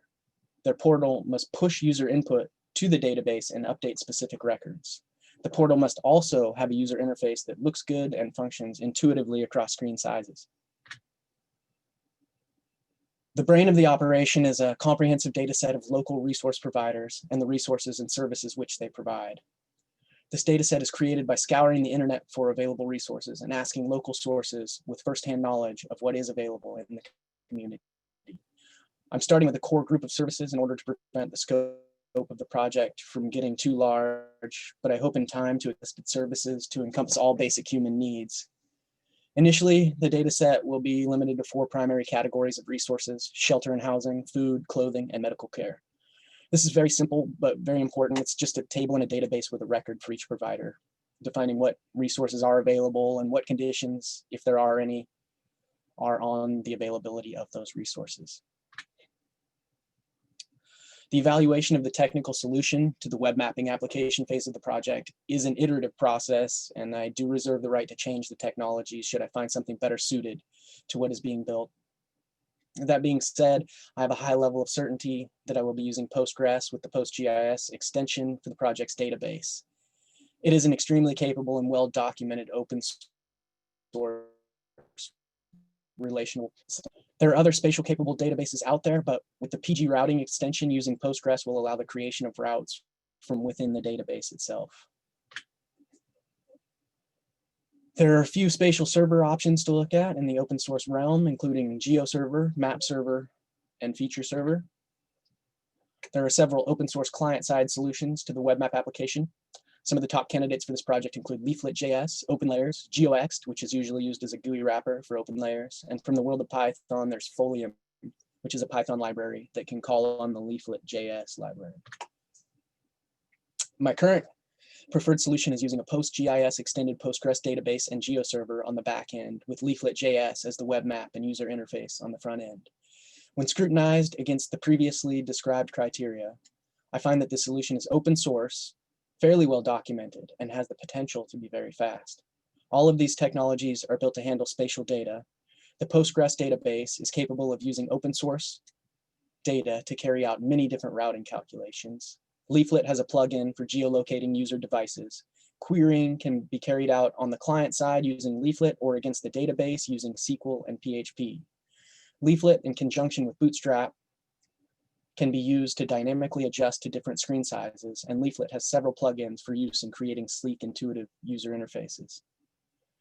It's possible that aside from providing a level of protection for the database, GeoServer is the least necessary piece of the stack. I am new to full stack app development, but if I can figure out a way to go serverless and directly serve data from Postgres through PHP and PDO without too much of a security risk, I will do so, and I'm definitely open to advice about doing this. Here's what the application currently looks like. This is a very preliminary version. It's largely just the result of exploring the available technologies for the first phase of the project. The real map application development phase begins this spring. You can see bed icons representing local shelters in the Chico, California area. The pop-up is activated on touch. You can see the current location of my device as a blue balloon marker. The side panel on the left has the ability to expand and contract. This is closer to what I plan to develop in the web map application phase. The zoom to extent and geolocate buttons are currently functional. The buttons for each resource category will allow users to change which resource is represented on the map. The routing button will allow users to create routes between themselves and their desired resource. The print button will allow users to print out or export a copy of the current map. The settings button will allow for things such as night mode. The box in the top right will allow users to open a query panel in order to conduct more nuanced searches based on the attributes and proximity of resources. At the end of the web map application development phase, a prototype will be circulated and tested. Feedback will be collected and integrated into future designs of the application. Essentially, I will pass the app off to a couple of friends I have that are social workers and interact with some of the homeless people in the park, and I will incorporate some of their feedback into an improved version of the web map application. Moving into the development of the administrative portal, this portal will allow resource providers to log in and make adjustments to the quantities of their available resources represented in the database. For example, a local shelter might log in and update the number of available beds from 7 to 5. This change would be reflected on the web map, letting a user know that there are now only 5 beds available at that particular shelter. The login system will be built using PHP. A unique Postgres user will be created for each resource provider. Row security policies in Postgres allow for the limiting of a user's editing privileges to just a single row in a table. So in a table where each record belongs to an individual resource provider, a user can be defined with a privilege to edit only that specific record. User input will be transformed into PHP data objects and pushed as updates to records in the database using PHP and PDO. So at the end of the admin portal development phase, both sides of the platform can be connected. The web map application that is connecting those in need with available resources in near real time on one end, and a portal for updating available resources on the other. The database sitting in the middle, receiving updates to resource availability, solving routing problems, answering queries, and keeping records of availability over time. So maybe at the top right there, a resource provider could be that shelter owner, and they're plugging in that they just gave up 2 beds and they had 7, but now they have 5. So we create a PHP data object from their input and push it using PDO to the PostGIS extended database, and row security policies allow that user only to edit that specific row representing that shelter, and they update from 7 to 5 their bed availability count. And GeoServer is going to serve up that to Leaflet when a social worker asks how many beds are available at the nearest shelter, and that shelter's information comes up and it says there's 5 beds available. Whereas if they would have checked 2 minutes ago, it would have said 7 beds available. And I can see, maybe you can see where this would be useful in a case where if you don't have a number, you don't know what's available, but and if it says there's 3 but there's really 0, it's not good. So this is how it looks so far, and there's plenty of kinks to be worked out in the flow, but this is essentially a broad overview of how the process works. Moving into the implementation phase, which is the final phase. In order to realize the full potential of this solution, a high level of buy-in from resource providers is necessary. In order to provide near real-time resource availability data, the application depends on resource providers updating the current availability of their resources.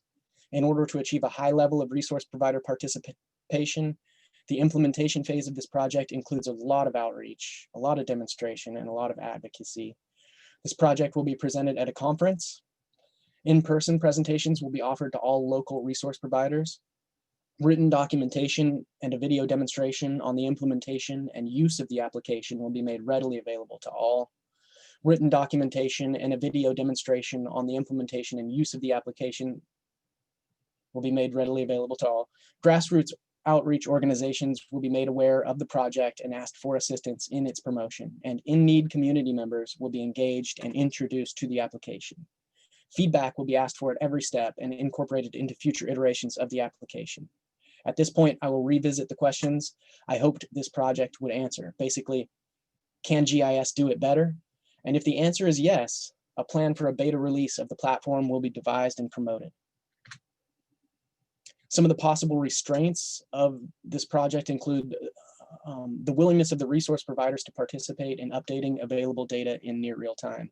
As I said before, if it says there's 3 beds available, but in truth there's 0 because the resource provider isn't participating in updating their availability, then the second side of this project falls apart, and is all the application does is show you where resources are available, not when and how many. A second constraint might be that not all unhoused and in-need community members have access to cell phones or library computers. They are impoverished people that don't have homes. I do see more phones and internet-connected devices in the hands of the unhoused in my community, and there are some programs colloquially called the Obama phone and things of that nature that do make phones freely available to certain people. But as I've said before, the homeless community is not the sole user of this. The community is the user of this, and we hope to empower all with it.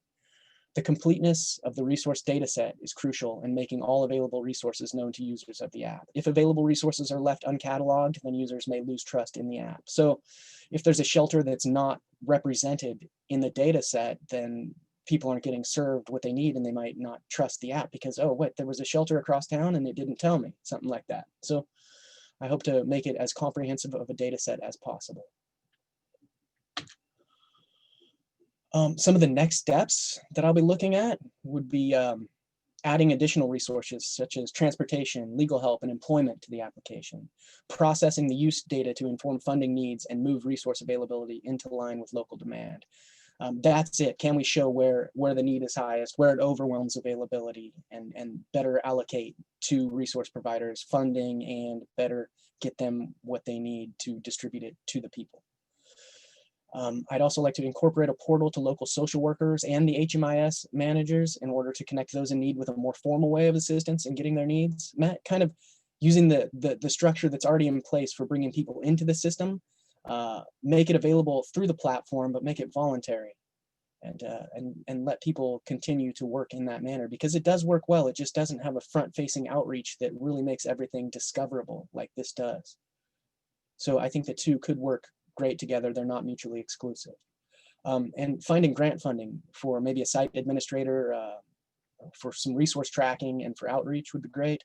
To create a means by which community members can donate to resource providers across the platform would be great. Hey, we're cleaning out the garage, come get these couches, or here's some cots you can put in your shelter and have more beds. You know, food, here's some food for your food bank. Also, I'd like to move the project onto the cloud so that it can scale dynamically and accommodate unlimited adoption. So it's not restricted to just, you know, implementation from a community to a community, but it can represent all communities on one platform. That would be an ideal situation. Okay, and now I'd like to open it up for questions.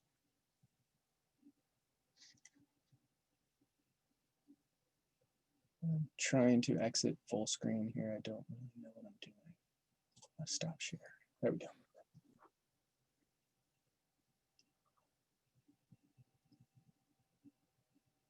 Okay, I see a question here. Where is the stack being hosted? Currently, I have it on a personal website for testing. I'm looking at moving it maybe onto the Amazon cloud, maybe on a free tier. I don't imagine the traffic will be that high, so it's possible it will fit on a free tier. I reached out to Ryan Baxter earlier and asked him about it, and he thought that maybe it would fit on a free tier in the Amazon cloud. So that's a possibility. There's also Amazon Aurora, which is now capable of hosting PostGIS enhanced Postgres databases and going serverless and scaling dynamically, which might be a long-term vision for if it goes nationwide or wants to expand in that manner. Is this going to be an app pushed to mobile devices, or will it be a web application? So I'm going to leave it as a web application, but it is the screen grab I showed as a demonstration of what the app currently looks like is a screen grab from my telephone. It uses Bootstrap to scale dynamically to the user's device. I don't plan on developing for Android or iOS. I just want it to be universally available online at the moment. Can you review again how this web map might be maintained over time? I know resource providers need to continue to update it, but would it be something that the city would eventually manage, publicize, etc.? This is an unsolved question as of yet. As it moves forward, I will administrate, and then hopefully in following these HUD protocols, each community does outreach and counts and manages an HMIS system by themselves. Oh, I'm sorry. Am I going over time? Just lost my You're screen. good. You're good. You can finish answering the questions. Okay. Yes. So hopefully each community that manages an HMIS will step up and manage their community's version of this. But I also envision a future where there is grant money available to administrate this on a nationwide platform. I'm sorry, I keep losing views of the questions.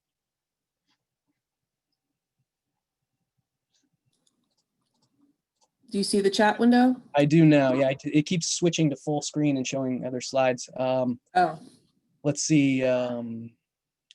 Will your tool be applicable in other regions and other homeless communities, or is it specific to fire-related situations? No, I anticipate it being used in every situation. My inspiration for developing it was kind of the fire refugee situation in my community, but I see it as being useful in all communities and hopefully expanding to accommodate all basic human needs.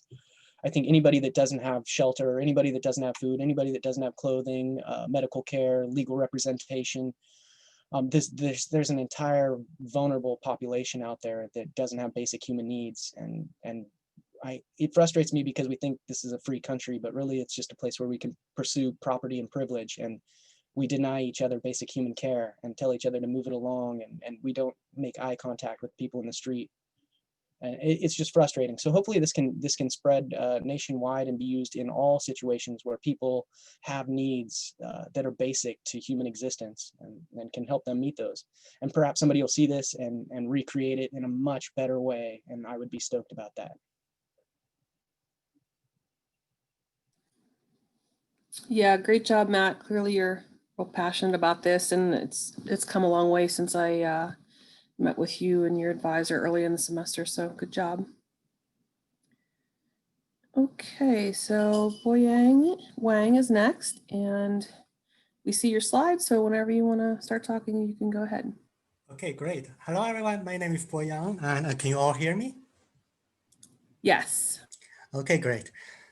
So the topic I chose for the capstone project is designing a mobile application called Parkware for finding and reporting available street parking spots. My advisor is Professor Kessler.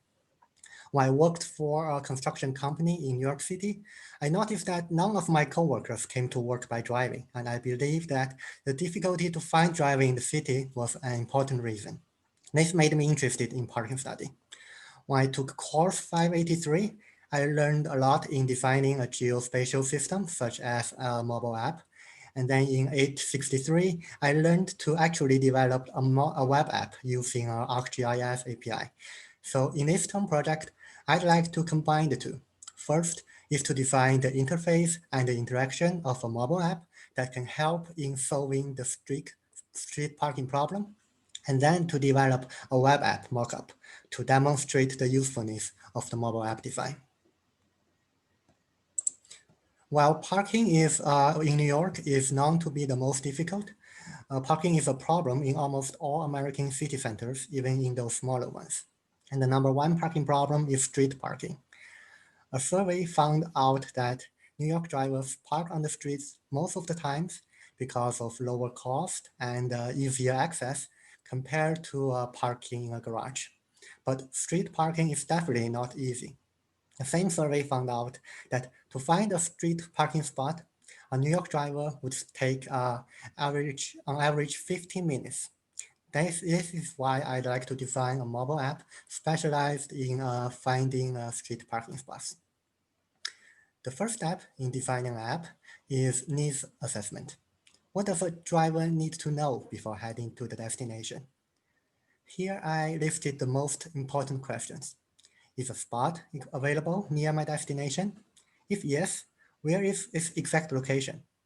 Is it parallel parking or head-in parking? Do I need special license or permit, like a residential or commercial permit, to park there?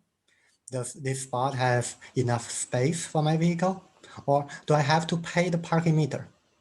If the users know the answers to these questions, I believe they will be very confident in finding a available spot. Now let's look at some existing technologies to see how many questions they can answer.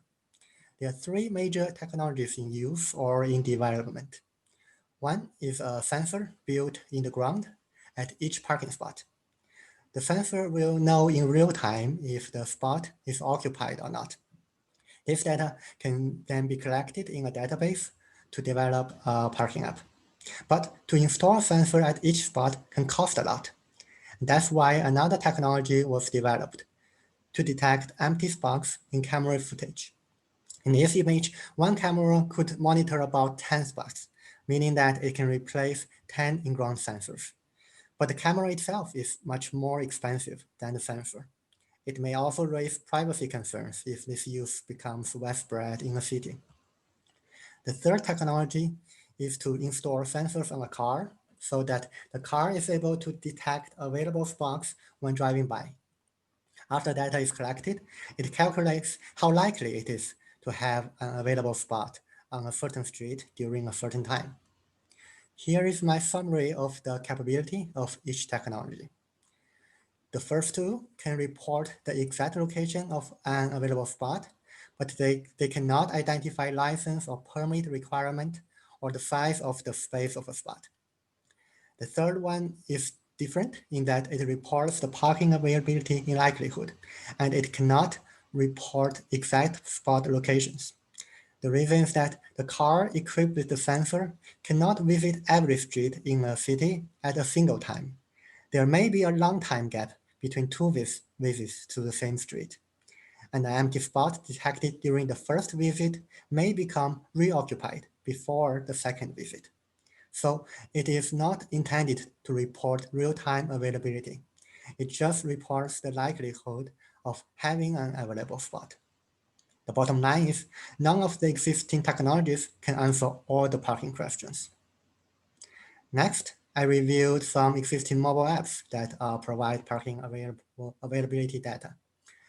Spot Angels use volunteered information to map street parking rules. So users can see where parking is legal according to their license or permit types. It also asks users to report if a street has an available spot, but it doesn't ask for the exact location. Best Parking also displays parking rules, but it doesn't allow user to select the license or permit. Instead, it just assumes that the user have no permit. ParkMe and ParkMobile use the drive-by sensor method, so their parking availability data is in likelihood. None of these apps can report the exact locations of available spots. Another app called OpenSpot, developed many years ago, did report the exact available spot locations. The idea behind this behind this app is that a spot occupied by a user will be available to other users when this user pulls out. So the app asks the user to report when they are pulling out of their spots, and then show their locations on the maps as available spots. However, this app is not on the market anymore. There are many reasons for its failure. One reason is that it failed to answer the other important questions listed here. So for Parkware, I will use the same idea of volunteer user report, but I will also think about the ways for the app to answer the other questions. So these are the questions that the app will need to answer for the drivers. First is, where is the user's vehicle parked? While the GPS can determine users' locations, I will need the users to tell me when they have parked their vehicles. Second is, when does the user leave? This can be automatically calculated by calculating the speed difference of user movement between walking and driving, that is, between walking toward the vehicle and driving it away. The third and fourth questions regarding the characteristics of parking spots will rely on manual input from the user. The last two questions can be answered by user profiling. That is, to compare the user profiles between the user that created the spot and the user that is looking for a spot. For example, if a spot was created by a user driving an SUV, the space of the spot should fit a user driving like a Mini Cooper. And this is a big improvement from the existing technologies and apps in locations where parking is unmarked. That is, parking spots with no line stripping.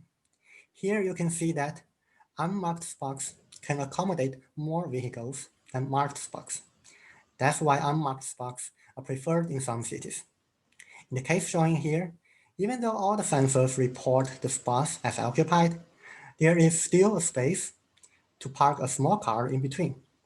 So sensor does not work well with unmarked spots, but Parkware will work by using user profiling to determine spot spaces. Now, after need assessment, it comes to designing the app interface. I designed the interface with the help of some usability heuristics that I learned in 583. First is matching between system and the real world. In Parkware, the license and permit types should reflect the real types used by the city. Second is error prevention. In Parkware, error refers to spots that are reported as available but have been reoccupied before a user finds it. While this is inevitable, I will incorporate some algorithms in my design to lower the error rate. Third is minimalist design. This is especially important for designing an app that will be used by drivers in their vehicles. The app should require minimal user input and prevents the user from using it while driving. Fourth is allowing users to recover from a mistake. I will allow the users to manually remove parking spots that they create by mistake. The key question to this design is how to populate the database of available spots and keep it updated. There are two essential activities in Parkware. One is called check-in, when users report to the app that they are parking, and one is called checkout, when users return to their vehicles and drive away. All spots are created initially as unavailable at check-in. They only become available at checkout. When another user checks in at the existing spot, the database will remove the old one and add a new one. This is to ensure that no duplicate spot is created at the same location. As the GPS reading of the two users, even at the same spot, usually have slight difference. Lastly, any spots unoccupied after a certain time period will be removed from the database. As the database cannot always tell when available spot is reoccupied, it needs this algorithm to refresh its data. The next step is to review the technologies that will be required to develop the mobile app. They include an interactive map to show the spots, UI features to allow user interaction, user authentication to enable user profiling, real-time database to add and remove the spots information, and GPS to determine users' locations. However, my capstone project is not to develop the mobile app itself. As I mentioned earlier, I will be developing a web app mockup to demonstrate my design of the Parkware's interface and interaction with its users. The technology to develop the mockup will be different than developing the mobile app itself. I will use ArcGIS JavaScript API to create an interactive map in a HTML file and use HTML elements to imitate UI buttons on mobile app. I will omit the user authentication part because this technology is very common nowadays in many popular apps, and I believe all of you know how it works, so there will be no need to demonstrate in detail. The spots will be drawn on the map using graphics stored in memory on the local machine instead of from the database. For GPS, I will use the API's geolocation simulation functionality so that I will be able to present this mockup on a desktop or laptop. So far, I have developed a set of wireframes to show how I want the mockup to look like and interact. It shows two use cases and two simulated mobile phone screens respectively. Case 1 is that the app does not show any available spot near a user's destination. Case 2 is that the app does show available spots near user's destination, for example, the spot that the user in case 1 created. When I present this app, I will click on both the buttons showing the steps and the buttons showing up on the phone screens. It will start from case 1. Step 1 in case 1 is a user cruising for parking. In the left screen, we will see a blue dot representing the user's location traveling around some street blocks. The path will be hard-coded, so I choose Washington, D.C. here on the map because it has streets that are parallel to longitudes and latitudes, making it easier to code. When the user is driving, all buttons should be disabled to prevent from distraction. In step 2, the user has found a parking spot. So on the screen, the user's movement will stop and the buttons will be enabled. In step 3, the user selects check-in on the phone. A yellow dot will be added on the map at the user's location. The check-in button will be replaced by checkout. This is to allow the user to remove check-in by mistake. In step 4, the app will ask user to answer some questions about the spot, such as if it is metered or if it is parallel parking. The buttons will be again disabled so that the user knows that these questions must be answered to move on. In step 5, the user walks away from the parked vehicle to the final destination, like a restaurant. On the screen, we will see that the user slowly walking away from the parking location. The checkout button will remain disabled to prevent a checkout by mistake, meaning that a user is supposed to only perform checkout at the parking location. In step 6, the user walks back to the vehicle. The checkout button will be then enabled. Although I mentioned earlier about using the speed difference between walking and driving to perform checkout automatically, I still want to give users the option to check out manually in case that automatic checkout doesn't work, such as running into a traffic jam immediately after pulling out of a spot. Step 7 shows how checkout works, either automatically or manually. The yellow dot will become green, indicating that the spot is now available to users with same license or permit and same or smaller vehicle size. Suppose the case 2 user is one of them. The green dot will then appear on case 2 user's phone screen as well. In step 8, case 1 user drives away. Suppose case 2 user is going to the same restaurant. This user now sees an available spot near the restaurant on the map. So this user can drive directly. I'm sorry, before that, and can actually click on the dot on the map to view its information. That's step 2 of case 2 user. And then this user drives directly to the spot. When arriving, this user's phone will have a new button added called Remove Unavailable. The user can use this button to ask the app to remove the spot if it is reoccupied or illegal or in any ways that make it not available.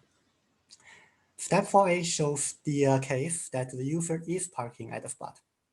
After the user selects check-in, the existing spot will be removed from the database and the new spot will be added. This is how the green dot is removed from both screens and the new yellow dot is added on case 2 user's screen. Step 4b shows the case that the user reports to the app that the spot is actually unavailable. This spot will be then removed from the database and we will see the user driving away to find another spot. I hope these 2 use cases make sense and I will be glad to learn any feedback you have. But even if it works as expected, there will be some problems that I will need to research into in the next couple of months. First is how to grow the user base. As the database will be populated by users, the first few users will find no spot at all. How can they still be interested in using this app? One potential solution is to launch the app in a small neighborhood or community, such as a campus. A campus has a limited number of drivers and a limited number of parking spots, so that will ensure that the data created is relevant and updated frequently. The second problem is how to remove reoccupied spots. I explained 2 methods. One is asking the user to manually report them. Another is to remove unoccupied spots after a certain period of time. The time length can be determined by observing the average time that a spot stays empty in different neighborhoods. The third problem is how to encourage users to perform check-in immediately after parking at a spot. If there's no parking, there will be no spot in the database at all. One good thing about this app is that users will be able to find their parking locations on the map after checking at any time. So the app can work as a parking location reminder as well. The fourth problem, perhaps the biggest one, is how much it will cost to run this app. The APIs and databases that will be used to build this app are most likely to be proprietary. They charge you based on storage use, number of users, and data transactions. So the cost can become quite intimidating when the app has more and more users. I will explore this further in the capstone project. This is the timeline for me to work on this project. I plan to spend 3 months on developing the web app mockup, including the interaction between screens and buttons in both cases, and laying out the screens and the workflow. After the mockup is developed, I will reevaluate the whole design and find the solutions to the problems, both the ones that I already knew and new ones that will emerge from the evaluation.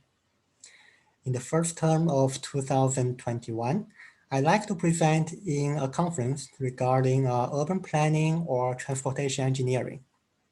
Hopefully it will interest some city planners and mobile app developers to bring us the full-blown version of Parkware and make it easy for us to find street parking in everywhere. Thank you. Any questions?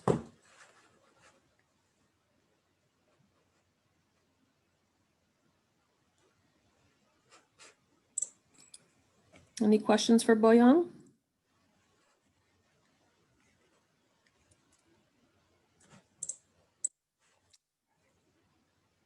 Okay, let me see which one is the first question to me. There I aren't any think there. this one from Ryan. No, there aren't any there yet. That was from the yeah? last one. Oh, Yeah. okay, okay, sorry. I'm guessing people are typing. Okay.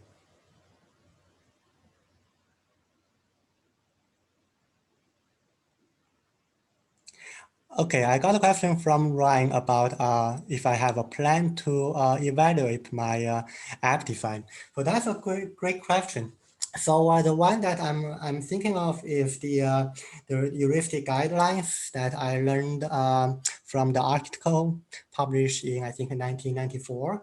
They have a set of guidelines of how a mobile app should address the user interface issues.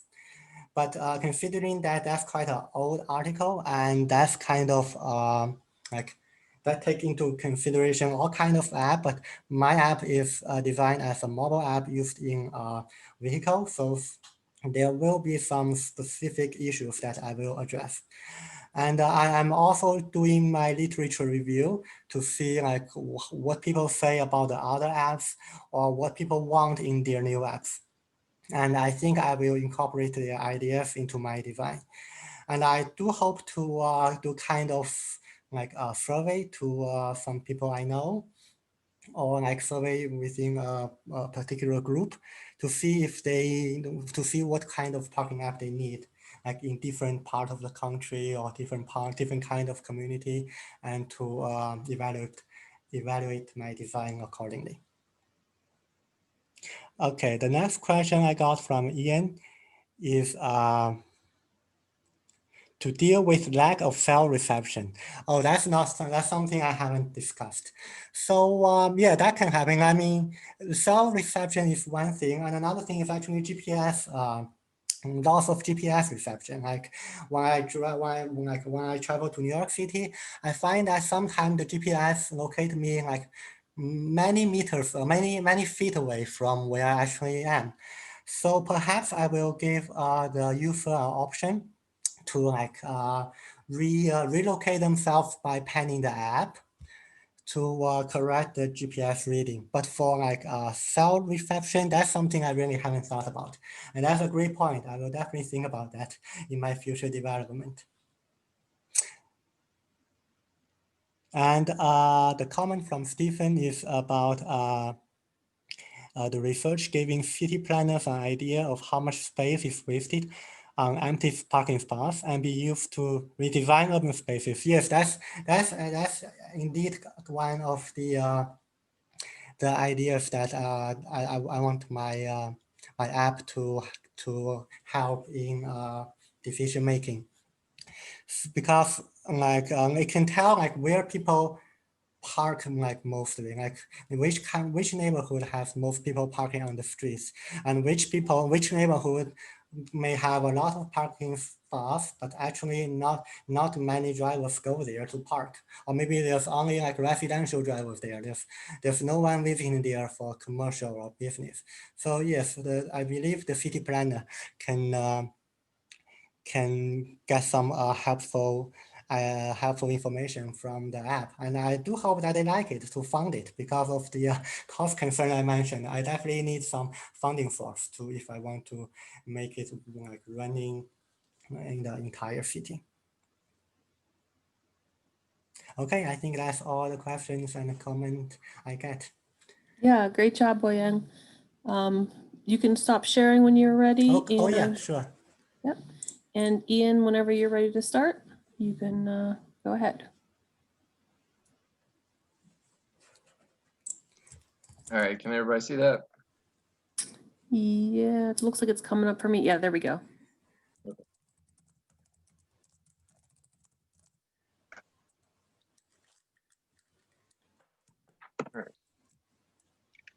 All right. Hello, everyone. So my presentation is on analyzing the effects of domestic immigration on Idaho's election results.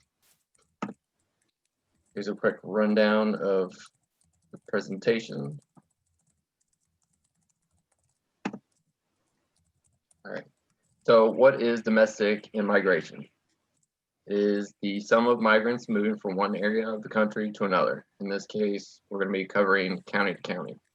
The U.S. Census Bureau conducts annual estimates for in, out, and net migration of county to county, metro to metro, and state to state.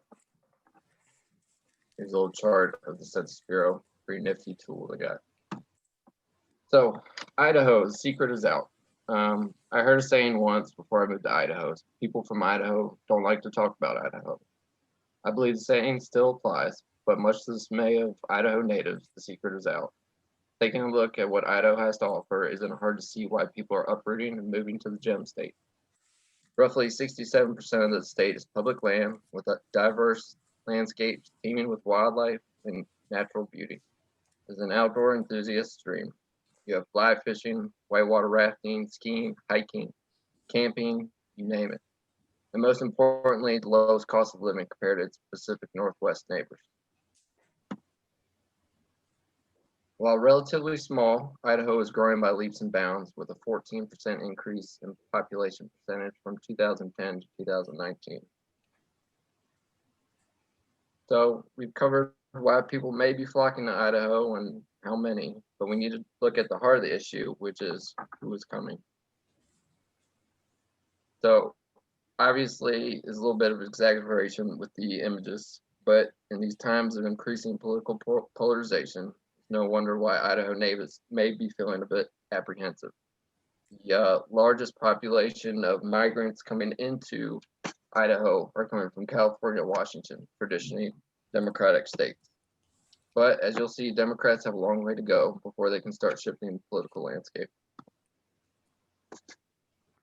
Politically, Idaho is considered one of the most red states in America. The last time a Democrat won electoral votes in a presidential election was in 1964, with Lyndon B. Johnson defeating Barry Goldwater. Republicans make up a whopping 80% of the state legislative seats, and the last time a Democrat represented the state in Congress was in 2008. So with this rapid growth, some residents are feeling a little threatened. They see the news and they think the worst things that they, all these people coming from blue states where there's a lot of homelessness or wildfires or whatever's on the news nowadays. Some of the trepidation Idaho natives are feeling is not unusual. Same thing is happening to Texas. Bottom line is residents are fearful that their traditionally red states are going to be affected and by the migrants coming in who are mirroring their original state's political views. So quite simply, this project is meant to cut through polarizing propaganda and establish an up-to-date picture of Idaho's political landscape, a census of sorts. So a part of that is just gathering the data, So I consider political landscape as comprised of factors like margin of victory of elections and voter party registration, including third party and unaffiliated voters. And then also not just compiling and looking at the raw data, I want to conduct regression analysis to explore any spatial relationships and identify the strength of correlation between immigration rates and election results. So here's just the two main data sets deal with voter and election data and migration data. So you have the election results going back to 2008. The boom in the economy, or the boom in the population, didn't come until a couple years later. So I wanted to have a sort of baseline, but I'll have the results county and district level. County congressional voter party registration numbers for elections. Luckily, Idaho is a closed primary state, which means if you register to vote, you have to register with a party, whether that be you could be Republican, Democrat, Libertarian, and then also unaffiliated. But if you're unaffiliated, you cannot vote in any of the other primaries. Also, criteria for each election is it has to have at least 40% voter turnout. The number is a bit arbitrary.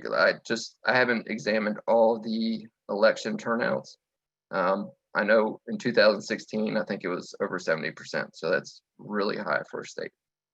And then Idaho voter files. Voter files are publicly accessible files that tells you who people are registered with and how many elections they voted in.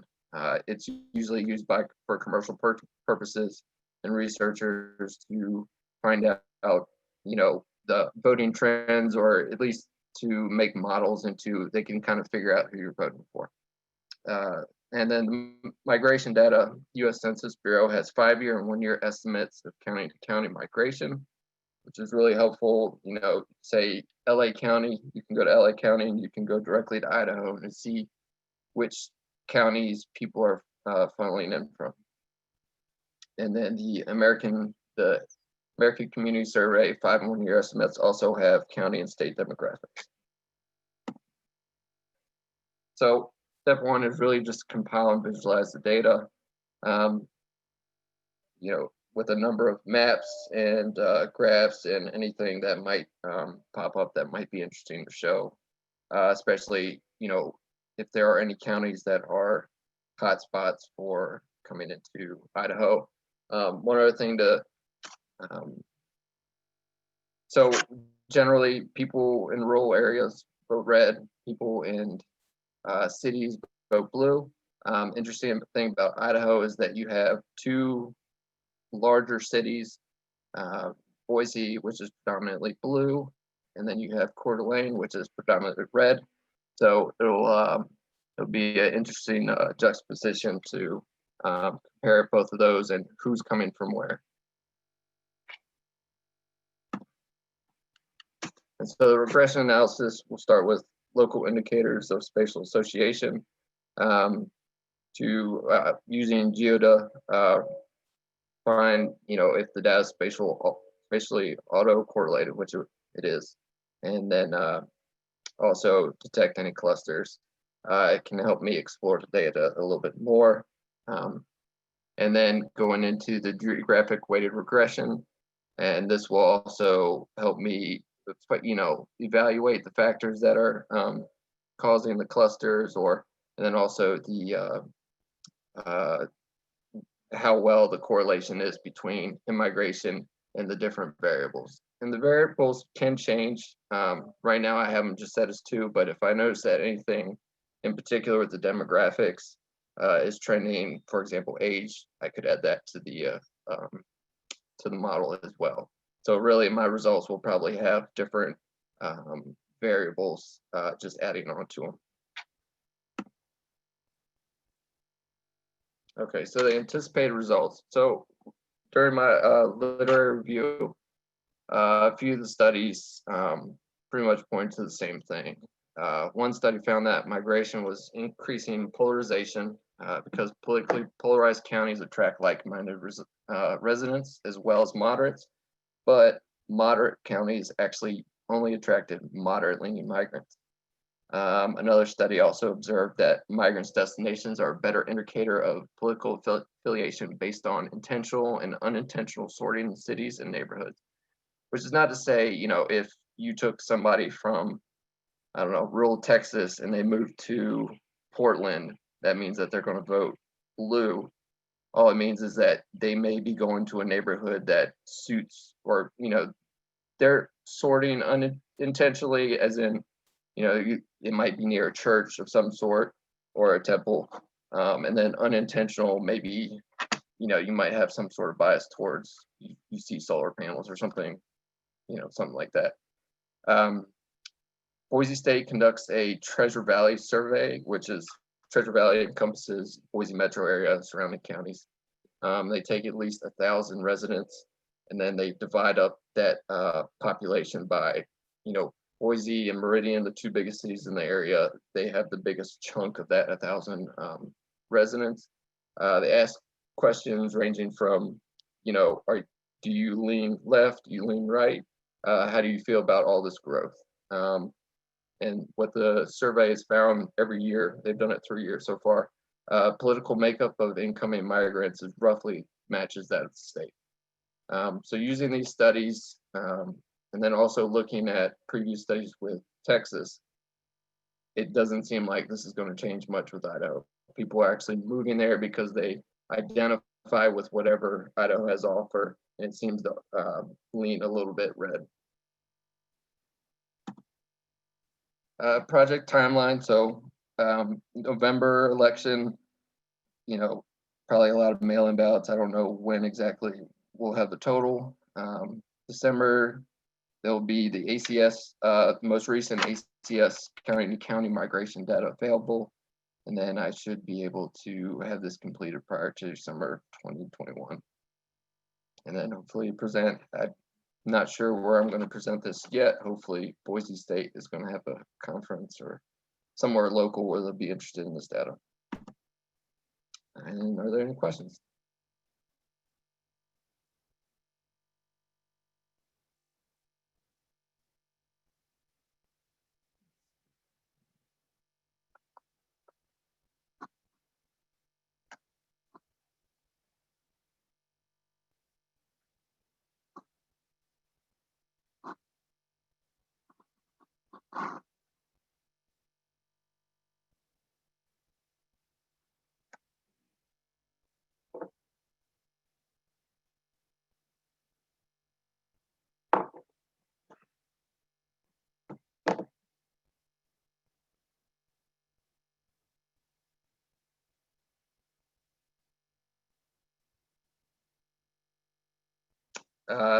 Ryan asked, is Idaho a unique case, or would your methodology be transferable to other states?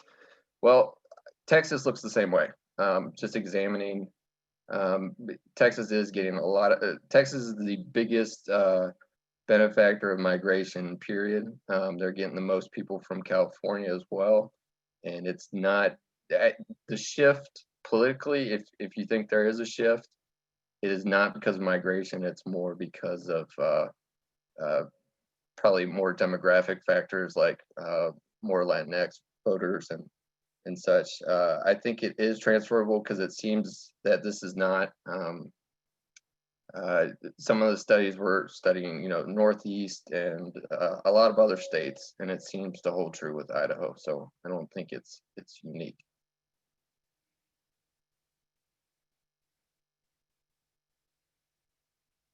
Are you going to look at, all right, Neo asked, are you going to look at voting patterns based on districting and district change that might change with the census? I'm going to look at everything. Districting, yes. It depends on, I think, mostly comparing the migration with the election data will sync up better at the county level. But as far as voting, I can do the voting patterns based on districting and was planning on it. I was I've recently looking at the plan for, I assume they're going to redistrict again with the 2020 census with all this growth. But I don't know if there's a plan. I don't think there will be a plan until, I think in Idaho, it was until 2011, late 2011, that they started enacting their changes. So it'd probably be a little too late to get a little bit more detail on, how dramatic districts may change, especially in the Treasure Valley.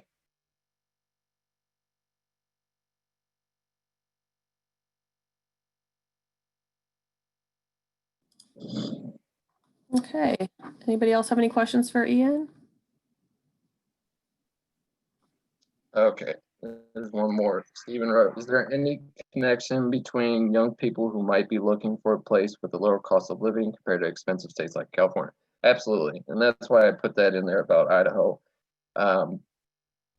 You look at the cost of living, I saw a few charts. It was like, how far does $100 go?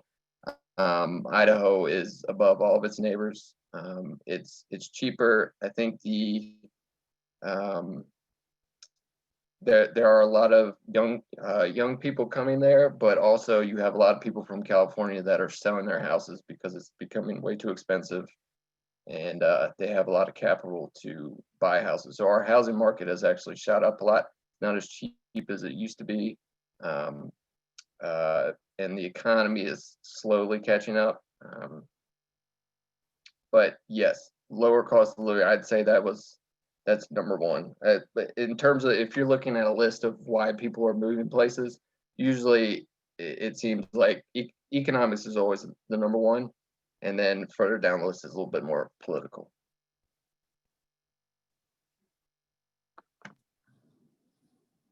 Okay, great job, Ian. All right, thank you guys. Yeah, thanks to everybody for presenting today. Thanks for all the good questions. We will be back here tomorrow evening starting at 6:30 p.m. Eastern.